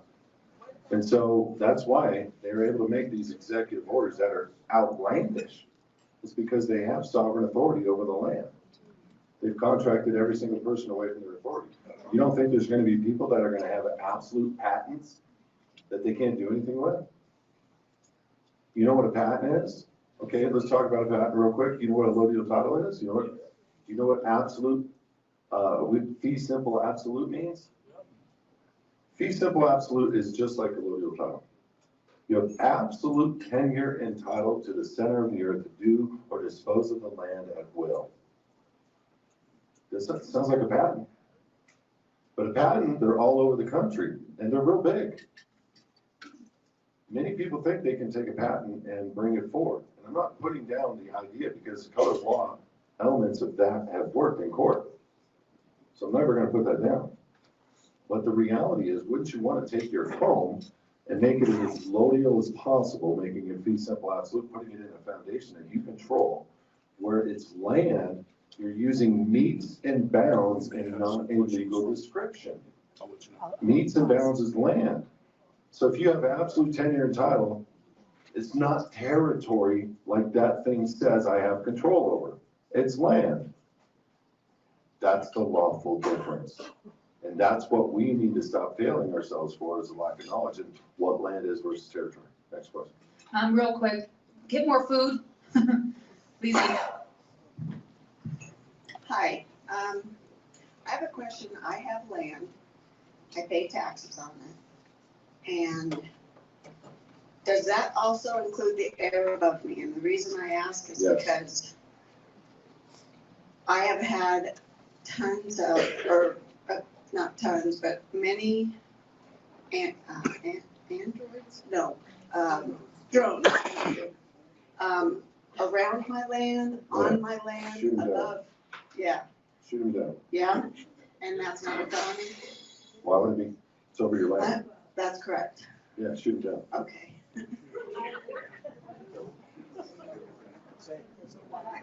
Just make sure, make sure it lands on your land and give you. Patrick Stansberry. Down. You will go to jail in a heartbeat. Yeah, if you're a U.S. citizen and you have a property that you don't own or it's legal description, you might be correct. But if you're a landowner and anything that comes over your land, including an animal of any kind, you are allowed to shoot it in self-defense. You don't know what that drone has or doesn't have. If it's coming over your land and it's making a threatening or a posturing approach, you have absolute right to shoot it, especially if it's looking in your windows. Patrick Stansberry, Interim Secretary of State for Colorado. Can you explain how we contract as dead entities on paper contracts, using our all caps name, and how through a foundation we will use the correct upper and lowercase name as living men and women? Okay. So your birth certificate is a corporation. It's registered as a corporation. It's also known as a ins legis trust. It's in all caps. If you look at the office styles manual that the government prints on how all corporations must be presented within the government, it's in all caps. So if you're using your name in all caps on a document, it's their name. Unless you've done something to take possession of the birth certificate as lawful owner. And the name, which is trademark. And the trademark element of the name works. I've seen people go into court where they fine the court a certain amount of funds for using their trademark name on their criminal indictments, and it works, drops the cases immediately. I've seen it. Anything else?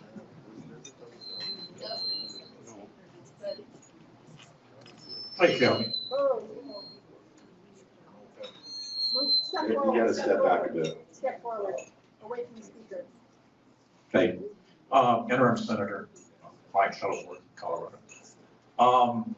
For those of us who, of course, I was retired at one time, but had to go back to work.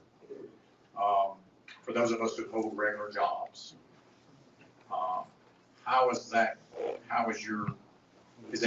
going to help us as far as you go to work for a corporation, a business, whatever, they're going to tell you, you're going to have to fill out these forms, you know, for you to get paid, and we're going to take taxes out of it. If you don't fill it out, you're probably not going to work here. So how do we get around that? Yeah, there's a lot of muscle in there. And we've had to deal with that for 15 years. The first approach that we take is always, you know, we look at their position of work and what they do, and we try to get them to contract with their companies through the foundation. And it does work a lot. It works a whole lot. And when we supply you with a foundation, we actually give you a W-9. So you can actually give them that W-9, and you can receive 1099s, and you don't have an obligation to file a return on it. The second is we've revised a W-8BEN for state citizenship. W-8BEN is the proper form instead of a W-4. And that would be the way to get around it. If you couldn't, what have you, meaning, so non-citizen nationals, there's a couple of Supreme Court cases that are conflicting a little bit, which, you know, as a state citizen, you don't have an obligation to pay taxes. And it's unfortunate because you have people in human resources that have never seen this before. They don't know any better. They're not trying to dog you. They just are trying to follow what they've been told by their CPAs and whatever is real. And so the only way to work around it is the W-8BEN, or where you go exempt on a W-4 and you're going to get the W-2, and then you're not going to file a return on the exemption from the IRS. So there's like 3 or 4 different ways to approach it, and that depends on how you actually maybe have to approach it with HR. You got it, Mike, right here. Hi, Kelby. Hey, buddy. I filed those titles on the property that we spoke about last week as allodial titles in fee simple, and they accepted them all. Beautiful. So my question is, I have some documents that they sent me now as the foundation owns the property, and one of them was listed as a farm. So the next step would be to send them documents that it's now tax exempt and it's allodial. So now we're going deep, which I really didn't want to, but I have tons of videos on this, tons of information on this. I'm going to address your question, but it's deep. So if you read the book, there's a gentleman who's retired NFL Hall of Famer. He put his name on there. His name's Kabir. Green Bay Packers. Go Green Bay. He has a small 40,000 square foot house. No, I'm just kidding. It's like 17,000. No big deal. And he had $42,000 in taxes. We fought. They're not going to let it go, guys. I'm just going to tell you right now. The element of you being a foundation, you're exempt, 100%. It's right in the IRS code. The element of you convincing a county recorder that applies, well, the question is, why do you give it to a 501c3 but not something that falls under a 508? Even though we don't claim to be a 508, if you listen to what I just said, falls under a 508, meaning of your category. Other, whatever, yeah. And so the point being is, we ended up suing with him, his county recorder, $42,000 a year. Why? It was work. They don't want to walk away from the money. But now he's fee simple, absolute, foundation, meets and bounds, true allodial, no tax. Yeah, That's what we help people with, yes. The element of getting it removed from the tax rolls, there is no product for that because every county recorder is different. You can't make a product for that. Some county recorders are, make you have a hearing, make you want to prove that you're a church, make you fill out all these forms, and you can't make a product around it. So I just tell people, and then a lot of times they'll have to pay for a consult or whatever, and we walk them through it, whatever. But we have a lot of people in that limbo land. We do some other sneaky stuff too. It's kind of cool. Listen. Sneaky's sounds illegal, but it's legal. Wise as a serpent. So here's the other thing that we do. And we have hundreds of people in this limbo land. We're guessing. We don't know. That we've several that we know of, but hundreds that we don't know because we teach this. The bottom line is, if you look in Black's Law at the words counter deed, okay, sometimes it's under C, sometimes it's under D. It's a deed held in the private that when presented trumps, changes, alters the public side recorded deed. So what we do is we sell a house from one foundation. We close the tax account. We close the tax account. They say, can we have a copy of the deed? I'm like, no. The new deed holder doesn't have an obligation, the new foundation doesn't have an obligation to record a deed. Listen, as a broker, you will notice if you took a broker's exam, this is one of the questions on the exam that blew my mind. Are you required to record a deed in the county recorder? No. No. I got that question wrong on the practice exams. I got it right ultimately because I failed the practice exam. The bottom line is go look up counter deed and understand that when you're selling the property on the private side to the new foundation that you hold and control, you have no obligation to record it. Now they're left with this paper trail of who do we go after? There's nobody to go after. So the question is, are they going to keep charging taxes, but then to who? That's the question. And so with people in limbo land, who do they go after to foreclose on a property? Who do they go after to lien sale on a property? It's a big fat donut. It's a Kelby loophole. Yes, ma'am. All right, so this is in the chat. This is Texas County Clerk Virginia Norton. She asks, last year we paid buckets to put our possessions in an irrevocable trust. When we start our living in the private with your help, what happens to the trust? I ask people to show me their trust accounts. My first question would be, is it a registered trust? Did you file it at the Secretary of State? It's statutory, they run. But you can copy the statute of trust as the standard operating agreement within the foundation. Do you hear what I just said? You can copy the trust into the foundation as a standard operating agreement. Listen, this is a problem with the trust people don't recognize. There's a time to which you have a beneficial interest that is going to receive and going to pay. You're going to get a W-2 or 1099, whatever it is. So when you are creating a trust with a beneficial interest and it's your kid, you're teaching them to separate the assets of the family with the other kids, and they're all going to have a taxable tax. And your home is gone. They're all going to sell it. They're all going to move on in their different ways, and they're going to have a tax. Why don't you put the foundation as the owner of the house, create a standard operating agreement that looks like the trust, makes the foundation the beneficial interest, and requires the children to hold it together in perpetuity. That way you avoid capital gains tax. That way you avoid death tax. That way you avoid everything, and income tax on the individual that is trying to collect on their inheritance. Because you can pay within a foundation to any other entity you wish, any monies that are agreed upon within the standard operating agreement. Next question. Yes.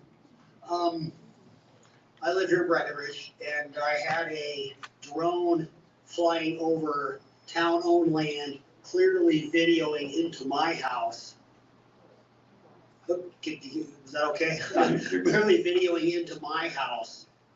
Do I have a ability to shoot that down? 'Cause it probably- Listen, let me ask you a question. Let me ask you a question. If somebody's gonna steal something from your house, you have the ability to stop them? In California, you don't anymore, you have to run. But isn't that just programming? Isn't that just, what, tell me the law. You made something a statute, tell me the law. This is something that we need to differentiate ourselves from, but if your home is by an operation of law, theirs, they control the statute and code over that home. And this is why I'm saying, look, there's that element that you have to think all the way through. Now, if somebody's gonna be pointing a video into my home, I'm gonna figure out a way to shoot him, and he's not gonna know where it came from. You know, especially if that drone is over my home. But if you're on public property, you can't say anything. You know, and I don't know if you guys know this, you know, we're using Ukraine as a testing ground for our drone technology, and we're crushing the Russians with our drones fighting. We're literally using drones in the thousands and overhead shooting, bombing, crushing their tanks, crushing their everything. It's very real. So drones over my home, to me, is a threat. But I'm gonna make sure in everything that I do before I make a harsh decision, I'm gonna make sure that I'm on the defense, number one. Number two, I'm gonna make sure that I have absolute tenure and title on my property before I do anything like that. We get mountain lions on our property where I live. And we had a mountain lion attack a horse down the street. And we have a right to shoot that mountain lion on our property. Do you want to? No, but we have the right. And I talk to every pest control guy in the world. You know, any animal that is hurting your property or about to hurt you, you have a right to kill on your property. Now, a drone is in the air. And if you don't own that land and you're a legal description holder in your name or in a corporation, and you really should consider what you do. But I would still, if it was over my home, I'd shoot it down with nothing to know about it somehow, somewhere. Okay, I've got this, Mary Mitchell, Texas, Free State. Please clarify, so when we're stood up or called up, we're now the official government versus our corporate government. That doesn't automatically restore our property, cars, etc. No. Said another way, to self-govern, we have to opt out. 100%. Okay, that's That's the whole thing. A corporation still exists. A bankruptcy still exists. HJR 192. You volunteered the property to be under the bankruptcy. You volunteered, you know, so you have to deal with all that. Thank you. Yes, since you've already opted in against your will early on with the birth certificate, you have to opt out. Kelby, thank you very much. It's been 3 days and the Republic has finally opened up the floor to the least of those in the kingdom, the sons and daughters who are the greatest of the kingdom. Thank you for presenting the open mic so that we can share and discuss. We've never been invited to the mic yet. This republic will advance rapidly and exponentially the moment you, the leaders, turn the mic over to we the people. Thank you, Kelby. I'm here with Loretta Johnson, the owner of Windwalker Guest Ranch. Yeah, what's up? Oh my gosh, I didn't recognize you. Loretta hosted the first assembly of the state. It was a national convention 15 years ago. I was with her. I was feeding the horses and doing stuff, and she was making food. Yeah, you guys look familiar. I think, what, did we have? How many people, Loretta? Hundreds. At least 500 people from all over the country. And that's where the Republic was lawfully re-inhabited. Yeah, so on that woman's ranch.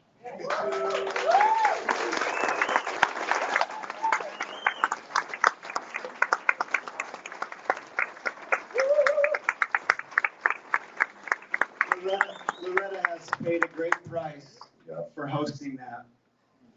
And I also have paid a great price. When you stand up and do what you're doing now, they're gonna come for you.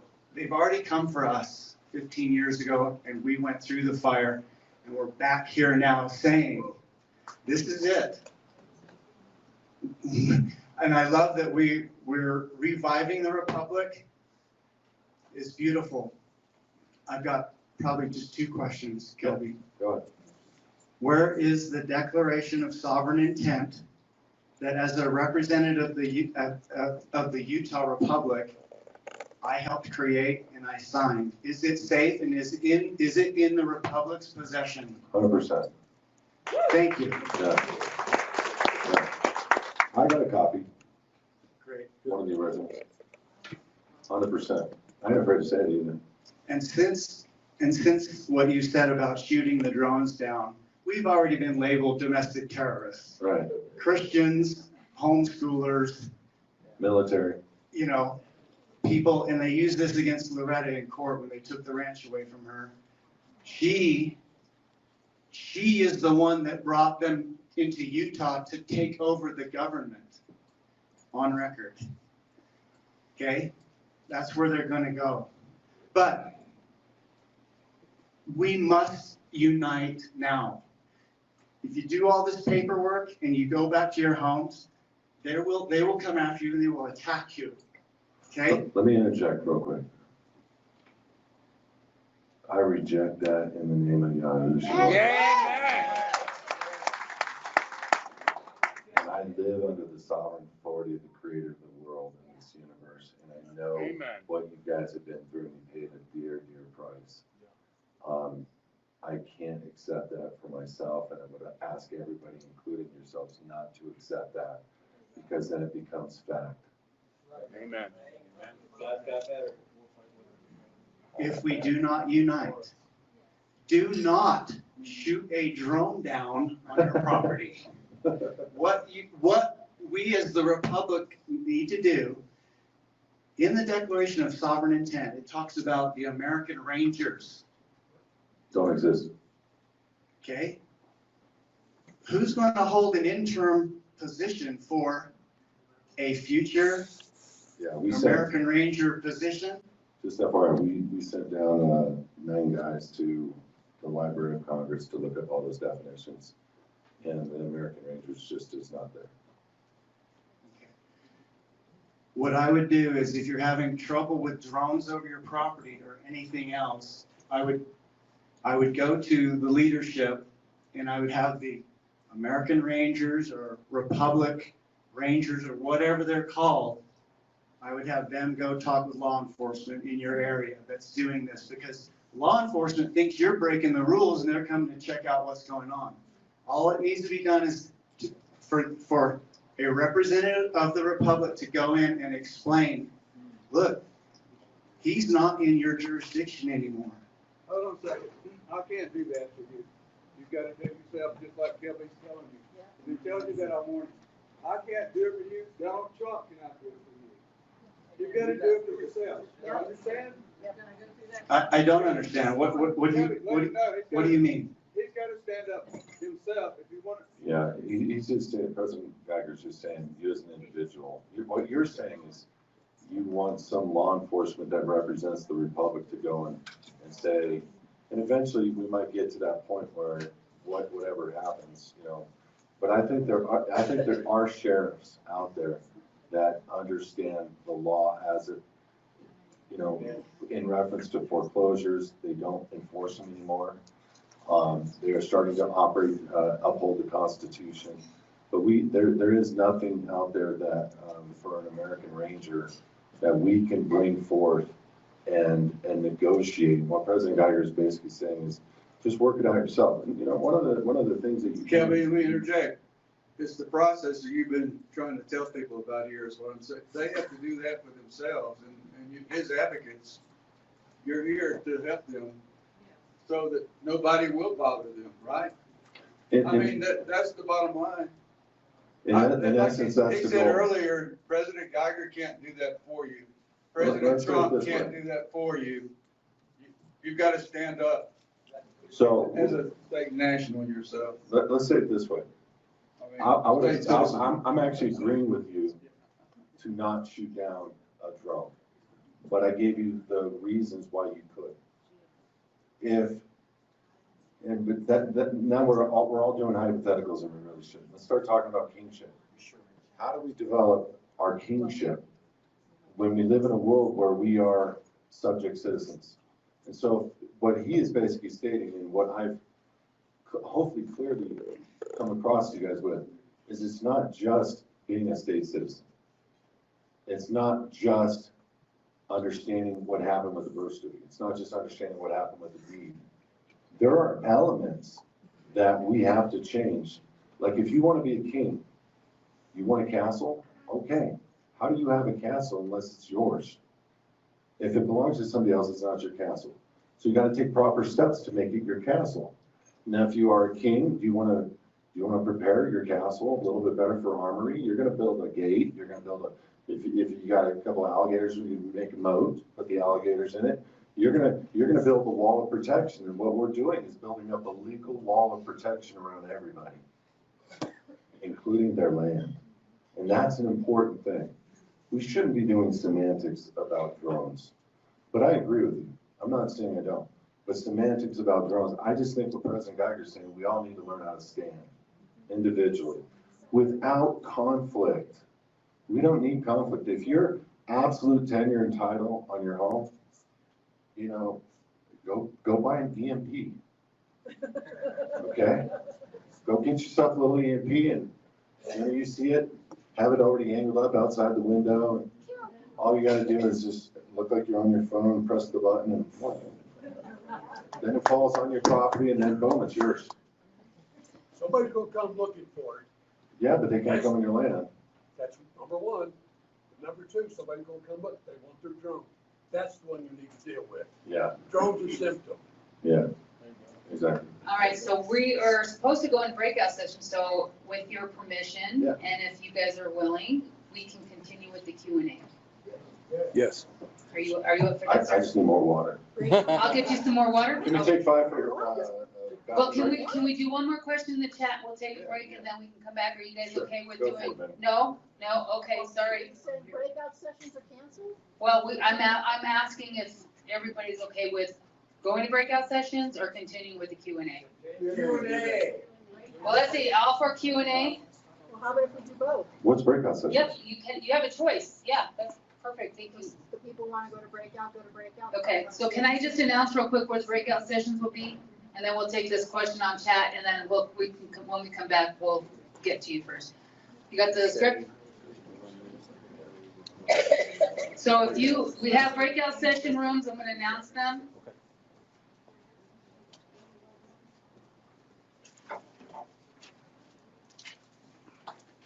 And if you would like to stay, we're gonna answer this question, and then we'll come back and take 5, and then we'll come back, and I'll start with you back there. Okay. Yeah. State citizenship. Should be around 1.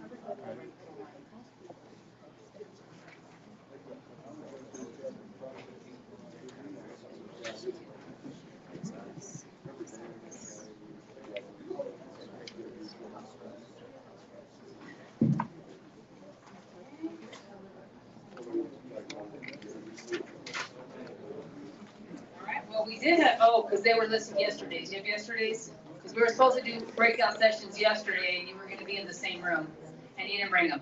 Okay. Let's take 5 minutes, and then please tell the online person when we come back, they'll be the first question. For those that want to go to breakout session, give me a second. I need to find Betsy. Betsy, do you have the list? Okay, hold on. Here. She's going to announce. So the breakout sessions, governors, we're going to go to one room. Secretaries of state, go to another room. And just for fellowship, there's no scripted agenda. It's however you guys want to handle it. House and Senate will be in another breakout session. We have county clerks, county justices, and assemblies as another breakout. And I think those were the 5, right, Governor? Yeah. Oh, and justices. Assemblies were going to be in here.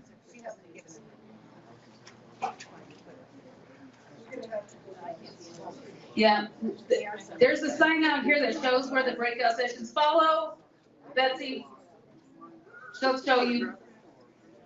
So secretaries of state follow Cindy? Do you want your?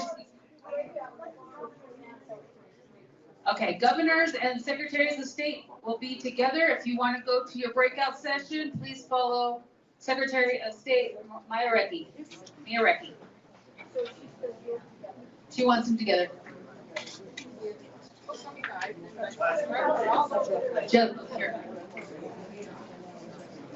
House and Senate are together as well. House and Senate, that side of the room. We'll do assemblies on this side of the room.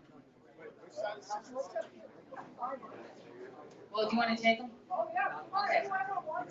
Just go. Breakout session, follow Betsy. She's going this way. Yeah. Governors and SOS down that way. It's for fellowship. Ask your leaders. Yeah, he's going to take a 5-minute break. The Q&A will continue in here. Yeah. Sorry, I didn't mean to confuse anybody.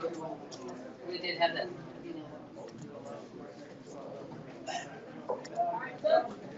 Justices follow DW? That way? Your justice? Oh. Are you going to go to... County assemblies are in here. So if you're a county clerk, assembly, moderator, bailiff, county justice, you can stay in here, or the county justices can go to justices. Yeah. But we're going to continue with the Q&A. Oh, you know what? If you're going to do a breakout session, you need to go downstairs, so you probably need to go follow them. 5 minutes, yeah, 5 minutes. Just follow her down. There's 5 rooms downstairs, so just follow the crowd. Betsy will put you guys in a room. Q&A staying in here. Yeah, go downstairs if you want to do the breakout. What's that? Stay over here. You'll be here for a while. I asked her what beyond. So they all went into breakout sessions? Where is everybody? They wanted breakout sessions. There's still some questions online, and then we have some questions in here. Sounds good. Let's do the question for the online. Okay. Since they're here. All righty. For the online? Yeah. Go ahead and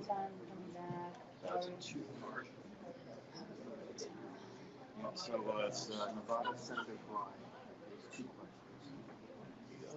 Didn't Carl buy your property? Okay. All right. Are you ready, sir?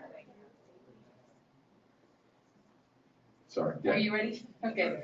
This is from Senator Bryant Billerbeck, and I apologize if I did not pronounce your name correctly.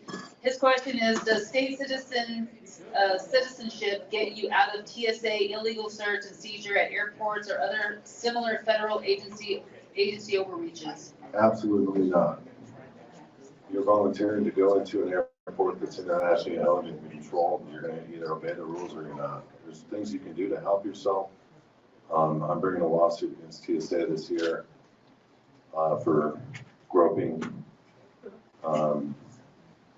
But that's the limit to which you're going to go. That's public.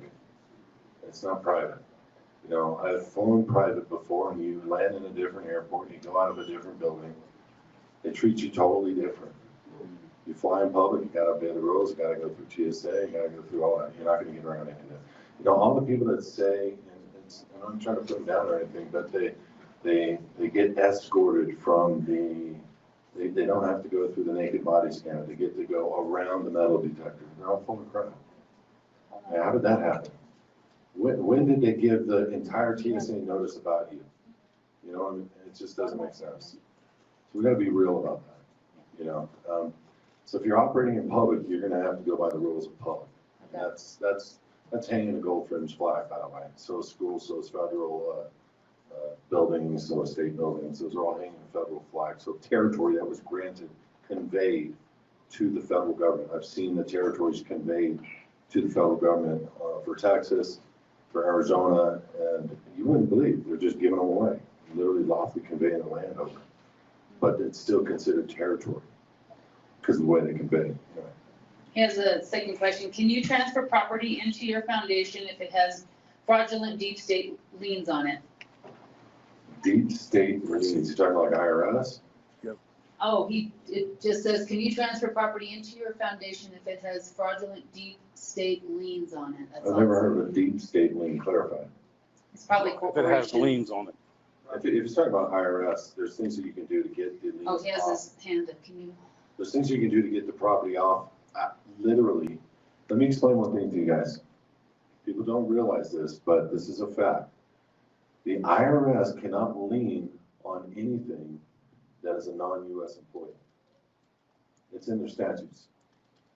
So they have to prove you're an employee of the United States. So what we do is we have a letter that goes to the IRS showing one of our parts that we do in the living in the private process is we do a proof of non-employment with the United States. I have that letter right here. Right here. And we take that letter, we send it to the agent. We're obviously not an employee. You're violating this code. Please remove this lien. They do.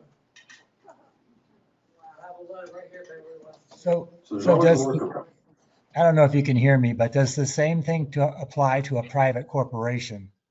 Kelby? I heard a question over here. Tell him to hold on just one second. Jim Sekulich, Washington Free State Senator.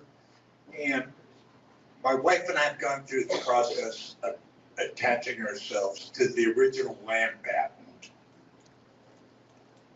on land that we own with the appurtenances. Okay.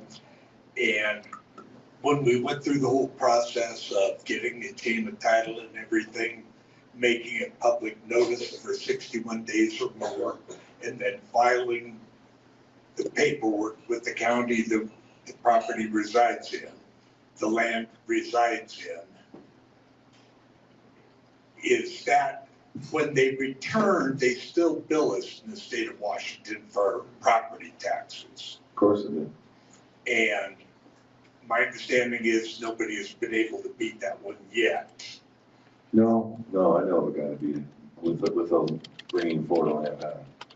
But it was a long time ago and they're onto it. But the bottom line is this, let me ask you this. Look at the original land patent. You have to prove that you're an heir. You can't just go and say this is mine unless you file, in their mind, an adverse possession. And that's done through court, and you have to get judgment and agreement with the court. Somebody hasn't touched the land in 3 years or whatever, or that you are the lawful. So what people are doing, and I'm not saying this doesn't work. Right. I'm just saying, do you have a lawful right to cut out a little segment of a patent? Is part of the process that we went through to do this. We described our property by meets and bounds within the original, and every cutting of it till they got back to us. It was originally 160 acres. Then the next one were 40 acres. We were part of that. We described ourselves by meets and bounds, all the way down to the actual property, the land and appurtenances that we own. But you still have a deed recorded in the county recorder. Yes, we recorded the land patent. We recorded it was $1,100. How'd you record a land patent? Behind a deed? I'd have to check that. Because they don't record land patents. But I publicly recorded it and I made know, it a matter of record. And remember something though, a land patent isn't recorded. I mean, a land patent isn't registered, a land patent is recorded, and it's something that's only granted by a president, secretary of state, or whatever. So the question is, can you prove you're an heir? And if you can, it's yours all the way. So a land patent, by color of law, has a lot of enforcement. When somebody brings it forward, I've seen it have enforcement even being brought forward, possession being 9/10 of the law. But when you really want to get down to it, what is the purpose? Don't you want absolute tenure and title? Don't you want to be able to do anything? There is a recordable deed that you can do that gives you that ability. Okay. Is that then that recordable deed that you're referencing, is that then go into a foundation? Could the proper, that paperwork that we've recorded, can that go into the foundation? What is So- the best and most, well, So if you have meets and bounds, this is how it works. If you're in the living in the private program, we give you the deed for free because we can support it. We can look at it, make sure you did it right, sure, and all you do is put the meets and bounds, the foundation name and all that stuff on. If you want us to do it, we charge $4.95. The bottom line is, you need a foundation and you need the meets and bounds, and we do the rest. okay. That's the bottom line. How soon could you get to work? Next week. Okay. You don't have time. Yep, I can verify that. How many did we do for you? Houses, 6, I think. 6 properties. A rich man in our midst. Nice. Yes, sir. Okay, so I've got two things. One was kind of going back to the whole TSA thing. Yeah. For everybody in the room, you know, I've traveled a lot this year. TSA likes to check your ID and then they want to take your photo. You can decline that. You just simply say, I do not give you permission to take my picture. And then they'll let you pass. And then you get up to the x-ray machine. Okay, hey, cool. I'm going to go for the pat down because I don't want to get zapped with x-rays. And they'll tell you, oh, it's perfectly safe. You get less x-rays from the center. They're full of it. Okay, skip the x-ray machine, skip the scanning machine, opt in for a pat down. And if they grope you, Yeah, they're actually saying, like a year ago, they didn't. It was pat up to the point of your thigh where it stops. And I said, well, there's something there when it stops, right? And then I'm like, so you're touching me, that's sexual, you know, that's a crime. You can't touch me without my permission. I'm not giving you permission to touch my junk. But now, they're doing this. Across the face of your junk, underneath. And I'm like, bro, I was looking down at him, like he was on his knees. do you use a safe word? Pineapple. I said, bro, I said, are you kidding me right now? How do you know that's not a big bag of weed? He's like, oh, I would know. I'm like, okay. Okay. Okay, so I don't know if anybody else is retired Not military. that I smoke dope or do drugs, I'm just saying. I hope you're asking the question I was gonna ask. Well, we'll find out. So, retired Navy, I know Sandy had filed paperwork with DFAS so that she didn't have to pay taxes anymore. She's so far been getting away with it, right? I want to know, if we go through this program, am I going to be able to salvage 100% of my retirement pay? They owe it to you. They owe it to you. Well, of course they do, but then the IRS is going to step in and say, come on. Will they? Do they do that for state citizens? I don't think so. Yeah, they don't. Was that your question, Francine? I didn't hear it because he was asking, what was the question? Dave marked that's twice today. Something about Sandy, requested not to pay taxes, what was your? Well, I wanted to know if we go through with getting a foundation set up, are we going to be able to reclaim 100% of our retirement? It's not just a foundation. It's not just, the foundation has nothing to do with your ability to not pay taxes, other than you can make deposits to it, you can use it for what you'd be doing a current business on. But when it comes to like a retirement, a lot of times the retirement, they don't know where you're making your deposit to, you just give them a bank routing number and account number. That's what they do with Social Security and people that have SSI or Social Security funds coming through every month, but they just deposit directly into the foundation. What you're asking is a more critical question is, what are they going to do with my retirement? It's not what are they going to do with the retirement, it's what are you going to do with the W-2? Because nothing, it's up to you. You can respond, I got a W-2 here and, you know, but they've already got your letters. They already know who you are. They already got your status done. So whether or not you're getting a W-2 from the Department of Navy doesn't matter. You know, you're still, if you want to pay taxes on it, it's up to you. You can actually pay taxes on it and not sign it.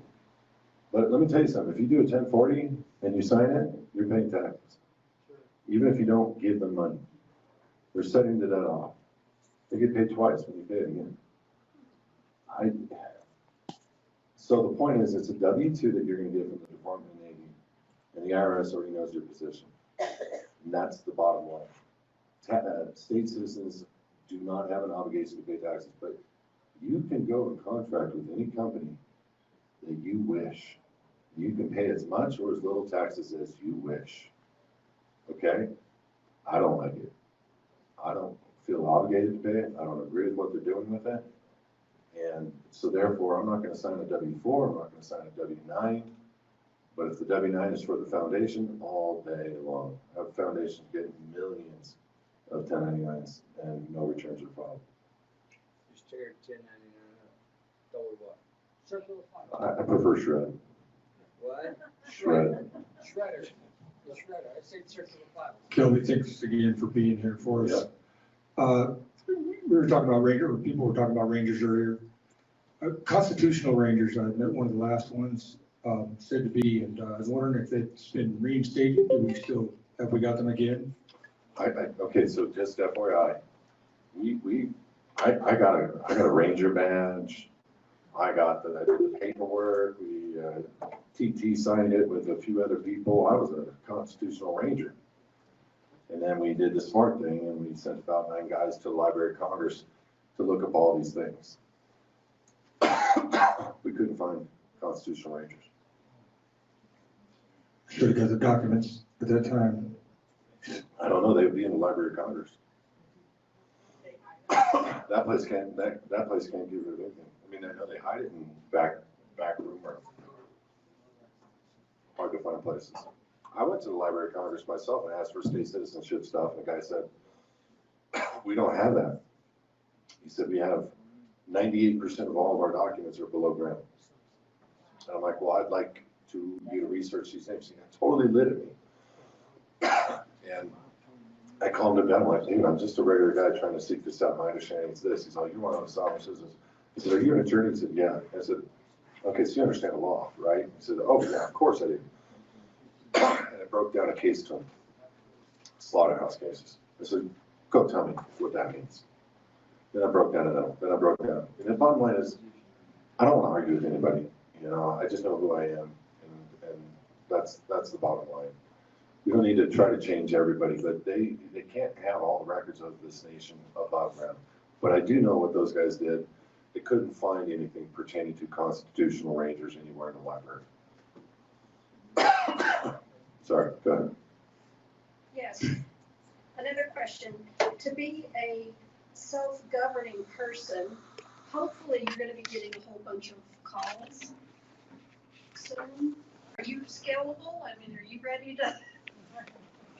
We have a bunch of guys working. And the way that we do our structure is very simple. Y'all don't get a personal phone call from me every day. Okay? We operate everything through a website, through a ticket. You ask a question, get an answer. Anything that can't be answered, I answer on a live Q&A on Mondays at 4 o'clock. And I've answered over 3,000 questions that are posted on hisadvocates.org. And probably 2,000 posted on YouTube. So the answers are there. Now what we're doing is using AI to break down the content of the video, organize the content by various different descriptions so that we can create a knowledge-based system for people to easily access. I thank you very much for being here. Michael Hannon from Arizona, correct? Yep. What can we do about chemtrails?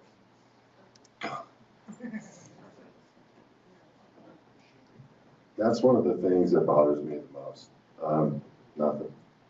Until the Air Force stops color of law, there are laws that exist that allow for chemtrails for the purposes of refracting light. That's why they're dropping aluminum, barium, strontium, and it's lawful. So until somebody changes that law, there's nothing stopping. Sorry. But there are technologies that you can do with copper in your background and coils that point up, and it will disseminate those trails. You need to look that up. I want to do it for my backyard. And it works. They show the timelines on chemtrails getting disseminated based on the structure of these rods deep into the earth that are going up and emitting energy into the atmosphere or whatever, instead of deleting the chemtrails. I don't know. I want to do it myself, so I gotta go watch a YouTube. Kelby, sorry, one more question, and this is not pertaining to taxes, but this is more pertaining to other assets, such as like IRAs, Roths, and I don't know if anybody in here is into crypto, but I have been in crypto since 2013, and I'm not going to submit how much I've got, but if things are going to happen the way I think they are, it's going to be a very sizable amount. And I want to know how to get that out of my name, still have control of it. I got you. Okay. All right.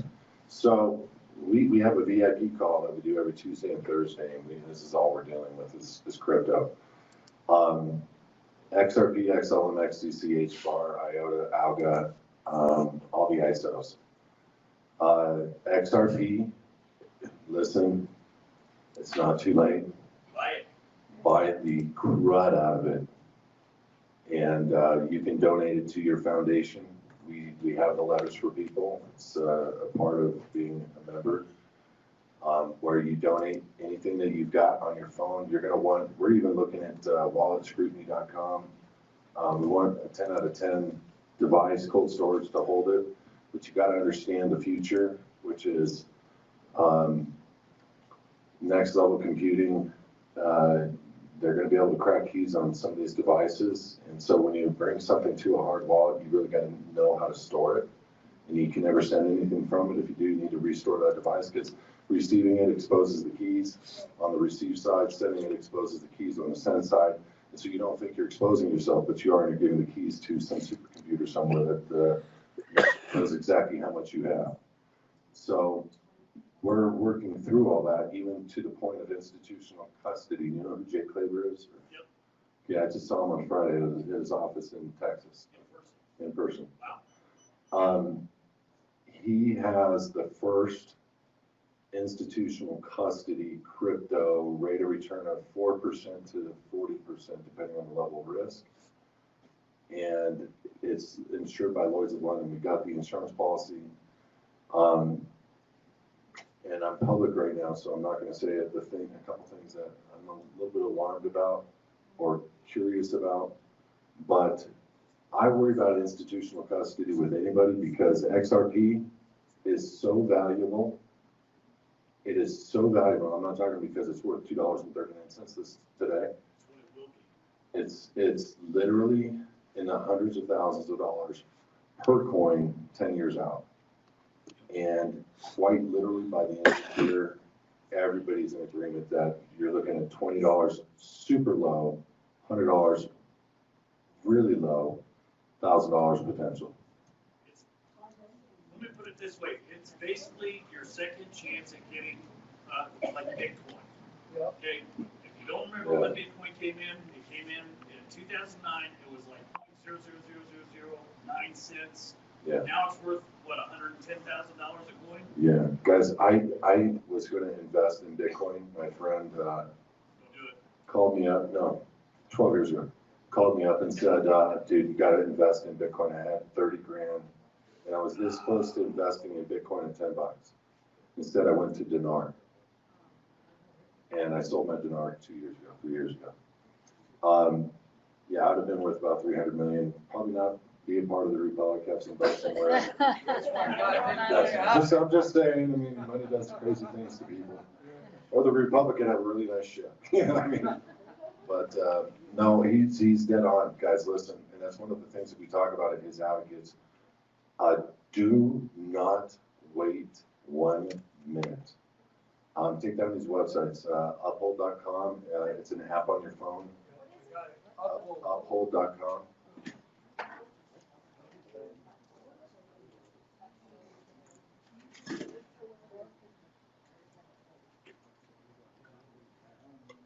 Wants to see what it looks like, I have it on my phone.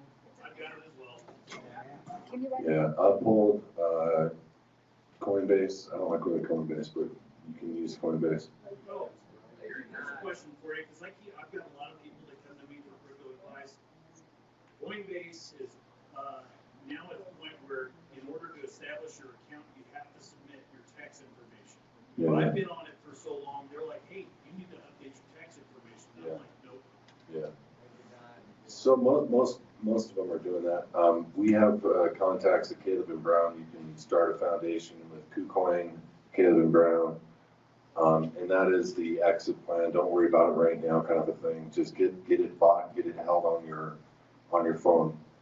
And if you want to protect yourself, you know, is go watch how people are stealing crypto on YouTube. Spend a couple hours. You can join our VIP membership. That's all we talk about. I just had a guy. He's not a VIP member. Not really a friend, but I've known him for 12 years. Kind of just like a lot of people here, not really friends, but I have a lot of really close friends here too. You know, people I've known for a long time. Lost $500,000 2 weeks ago crypto. And I said, how? He says, Trezor. Trezor is a hard wallet. And I know Trezor's a 10 out of 10 on walletscrutiny.com. And I said, your fault or Trezor's fault? He says, Trezor's fault. And I said, explain. And he writes down, I got a call from Trezor. And rule number one, they'll never call you. Rule number two, you don't ever give your keywords to anybody. Rule number three, you don't load your keywords when some internet email, some internet online, some upgrade you're doing on your Uphold or upgrade you're doing on crypto.com or upgrade you're doing on firmware on a ledger. People are getting their firmware compromised as they're uploading on Ledger, which is a hard wallet. They're losing money per Jake. So there's a lot of things you got to know to protect yourself, but you can literally be, and it's happening right now. Like what you're seeing with the gold, it's happening right now, and you're going to see XRP break out in the next week or two in a big round. Just my opinion, man, and it's the opinion of thousands of investors. And by the way, Trump announced XRP as a part of the United States Sovereign Fund, Wealth Fund. And so bottom line is XRP is going to be a core part, and they are believing that XRP will get a revaluation to $10,000 a coin. I don't know. Sounds beautiful to me though. Oh yeah, but that'll take the United States out of debt immediately, and that's go ahead. Yeah. Kelby, Greg Ottensmeyer here. Along the same lines, and you've explained why it's important to own some XRP for personal wealth. However, why is the knowledge and the workings of cryptocurrency important to the Republic? Why do we need to know about it? And what advice would you give the members at this time? That's a great question. So if I had a great piece of property that was a brothel, would that keep me from buying it and converting it to an education center for God? No. And just because the entirety of the world's already agreed upon this, and they have already agreed that they are crashing the US dollar, and they're taking the wealth of all retirements of the United States citizens. And it's already been done in that Trump said the 10 trillion in retirement now are allowed to go into crypto. This is my opinion, Bitcoin and Ripple, XRP are straight out of the NSA. Bitcoin has an algorithm, SHA-256, to create the Bitcoin. That is an NSA patent. It was designed to get people used to, and for the CIA to, without saying it publicly, do what they do in the private. And the point is, until, you know, there's not any problem with taking a dollar that is already in your pocket, that is already a part of what you do in your everyday life, and applying that to something other than a dollar. To me, gold, silver, guns, ammo, food, real estate, crypto. That's it. That's all I buy. If cash comes in any accounts, and I even asked the president, I said, we've got some money in the account, we should put it in crypto. He agreed. And it's just complicated, it's a lot of work, and you know, it's a smart thing, but we haven't done it yet. But the bottom line, just because we are a republic doesn't mean that we're not gonna do private affairs personally and to other things that we can use for the glory of God. Amen. There's a question online, from Aaron Spouse, I apologize, I don't have my glasses on. He's asking, what do you recommend for cold storage for crypto? Trezor's a 10 out of 10. It's not user friendly. I actually thought I lost all my currency twice on Trezor. But I found it, it's very nuancy, but it's a 10 out of 10 in security. What's it? Arculus, what is it? What's it rated on walletscrutiny.com, do you know? Yeah, so go to walletscrutiny.com, and anything with a 10 out of 10 is a pretty good hard wallet cold storage. Coinbase is not a hard wallet. It's a public exchange, and I tell people get their money off of Coinbase, get their money off of. See, you're going to buy it on Apple, buy it on Coinbase, and then depending on how you do it, if you do it with a credit card, they're going to make you wait 60 days to move to a hard wallet. If you do it with a wire transfer and you buy crypto, then you can move it straight to a cold storage device. You got to get these on the microphone if you don't mind. They're good questions, that's why. So come over to him after you're done over here. What about IRAs? About what? IRAs? IRAs. Okay, so listen, I am not an investment guy, but I'm going to say this to you, and it's math. This is math. The dollar has depreciated over the last 2 years at 25%. Just 2 years. I'm not even talking about last 2 weeks. Last 2 weeks, probably even more. The reason why I'm saying that is, if you're in an IRA at 7%, do the math. Your value, sorry, getting my water. The value of what your IRA is depreciating fast. So, for 10 years, I've been telling people, take the hit, 20%, get the cash and dump it into gold, silver, crypto, ISO 20022 compliant currencies. Everybody that has listened to me, and I've done this publicly for 7 years now, I've made them 1,500% on XRP alone. Okay? People that have invested in gold, I've made them, they've doubled their investment or more. And silver was 19, 20 bucks, just a few years ago. And now it's $54, and it's going to keep going up. So those are good investments, and they're solid. And that 20% you lose on an IRA, you're going to gain next week on XRP. Kelby, Paul Rodriguez, Senate here in Colorado. I think the work you've done is incredible. Your reputation's incredible. Thank you, brother. I think that the business that you've built is phenomenal. And I think a lot of people would like to go down this road and get their state national and all the other things. State citizen. That you provide. Yep. But I'm sure a lot of them will agree that I have so many family members that are barely making it from paycheck to paycheck. Yep. Can't pay their mortgage, their rent, their bills are going sky high. It would seem to me that, and I know you have to make money on this process, but wouldn't it be beneficial to have like people within the Republic that are like a facilitator group to help promote this within the Republic, to help them once they join, it kicks off a process where we start working with those people to help them, people who are really familiar. Let me address with this. Yes, sir. Let me address it.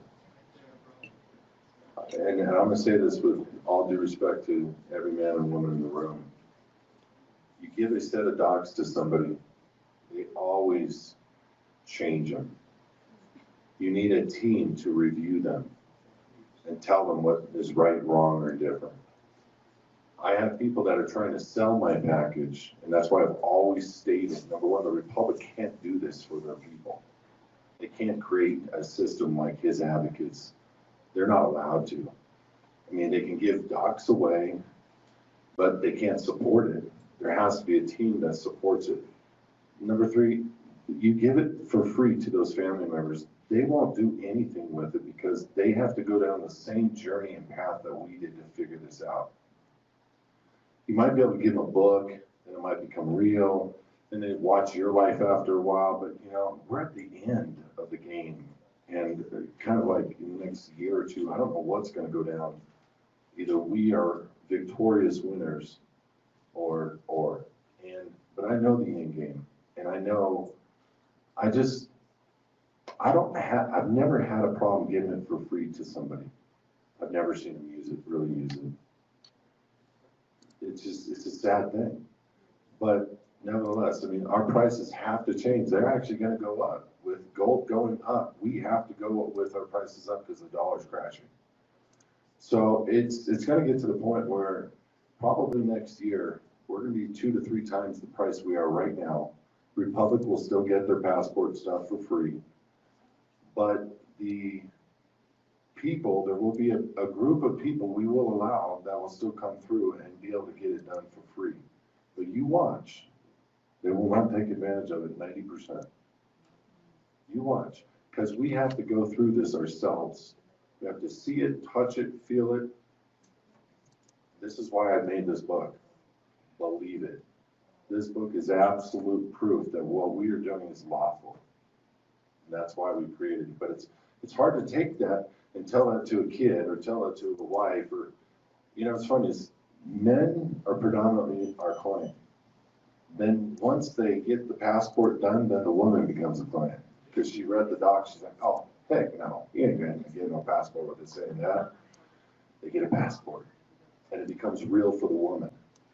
Then they start reading all of our docs and then they start looking online. Look, guys, we don't have complaints. You know, bottom line is because we take care of our clients. We have a customer service team. You know, it's like we want to make sure people are helped out.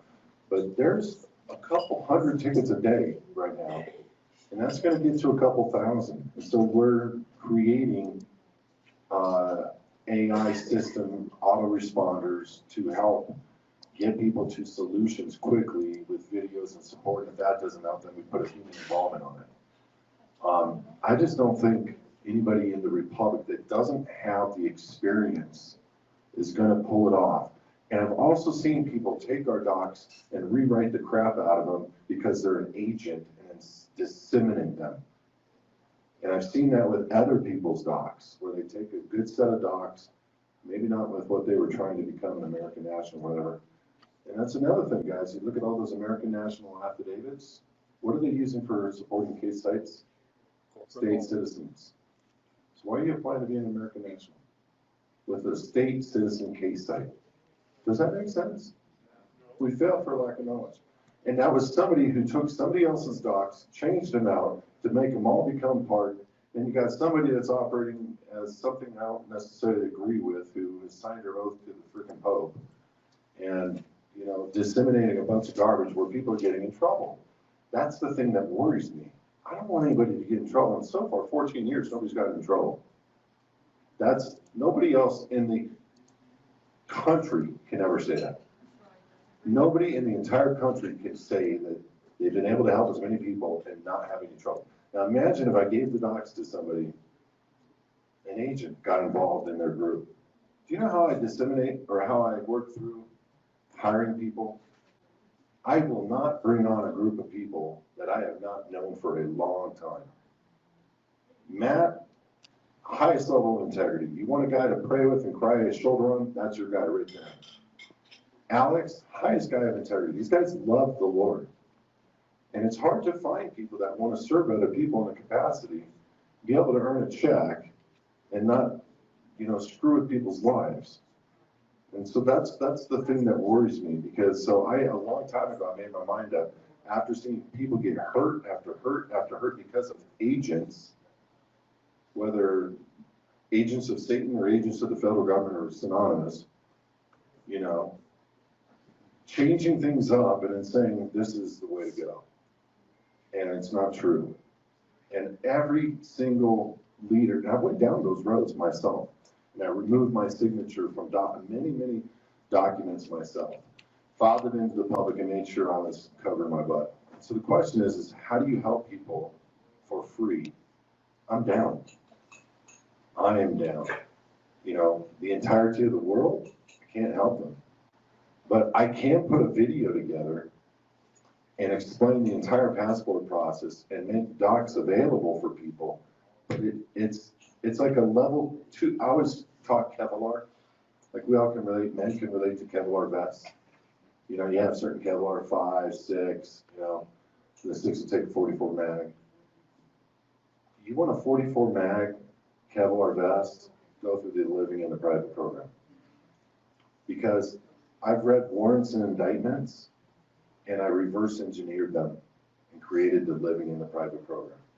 And without that knowledge, people are gonna screw themselves into a tight hole. With the knowledge of what to do on every single question, people can have support and help, and with a legal precept. One last question, and then we're gonna take a break, because we're gonna have a leadership panel, so you might get more opportunities for questions when we return it to. Okay. That sound good? All right, last question.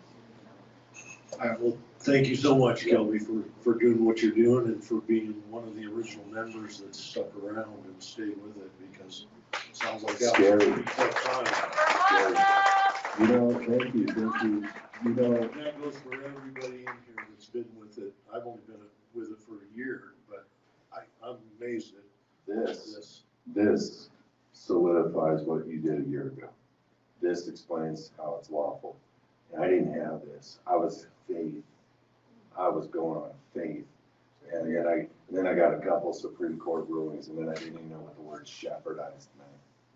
And then I started figuring things out. This is 15 years in the making. This is what I've been looking for 25 years. When 9/11 happened, I knew immediately it was BS. Anyway, my question is, I've put everything, not that I have a lot, but what I've got, been able to save for retirement, I put everything in silver. Good for you. Sounds like you made a good move. Well, I'm wondering if I should, I still don't have, I don't know if I'll have enough to retire on, because I was wasteful in my Buy young years. 1,000 XRP for about $2,500. Okay. Buy 1,000 XRP for $2,500. Put it on cold storage, whatever. But make sure you sell. I got a name and number if you in California where you can sell silver at cost. Yeah. And I also have a buyer where you can buy silver at cost. Okay. So you're not paying premiums of 5 to 10 on the buyer side. The place I get it from, I can get it from for Oh, perfect. almost spot. So, okay, thank you. Yeah. $2,500, guys. You're going to retire in 10 years, even sooner. I'm going way out there if you buy XRP.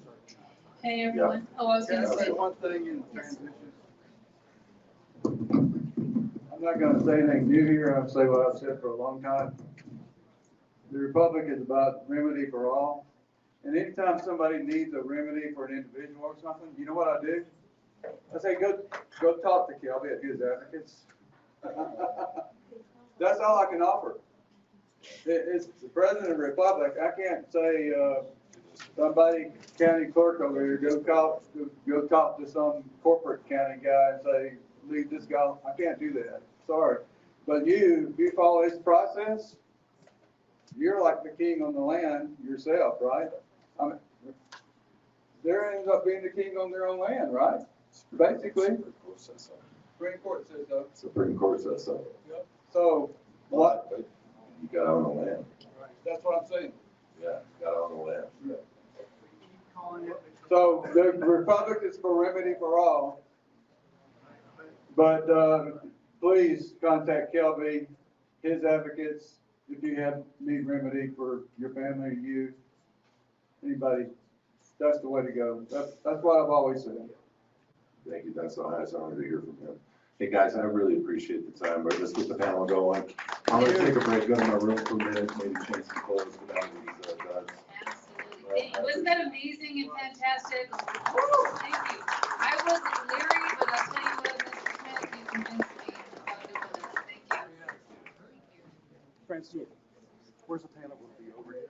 We're gonna line up the chairs right in front, so I'm gonna need help getting some more. Thank you. What are we about to do? We're gonna have the leadership panel now for Q&A for, so you and Sandy, Kelby, I can't remember who governor wanted us. Let me look at the list and see if I have them on there, but yes, sir, we're gonna have 7 of you up here, governor will be up here, and then we're just gonna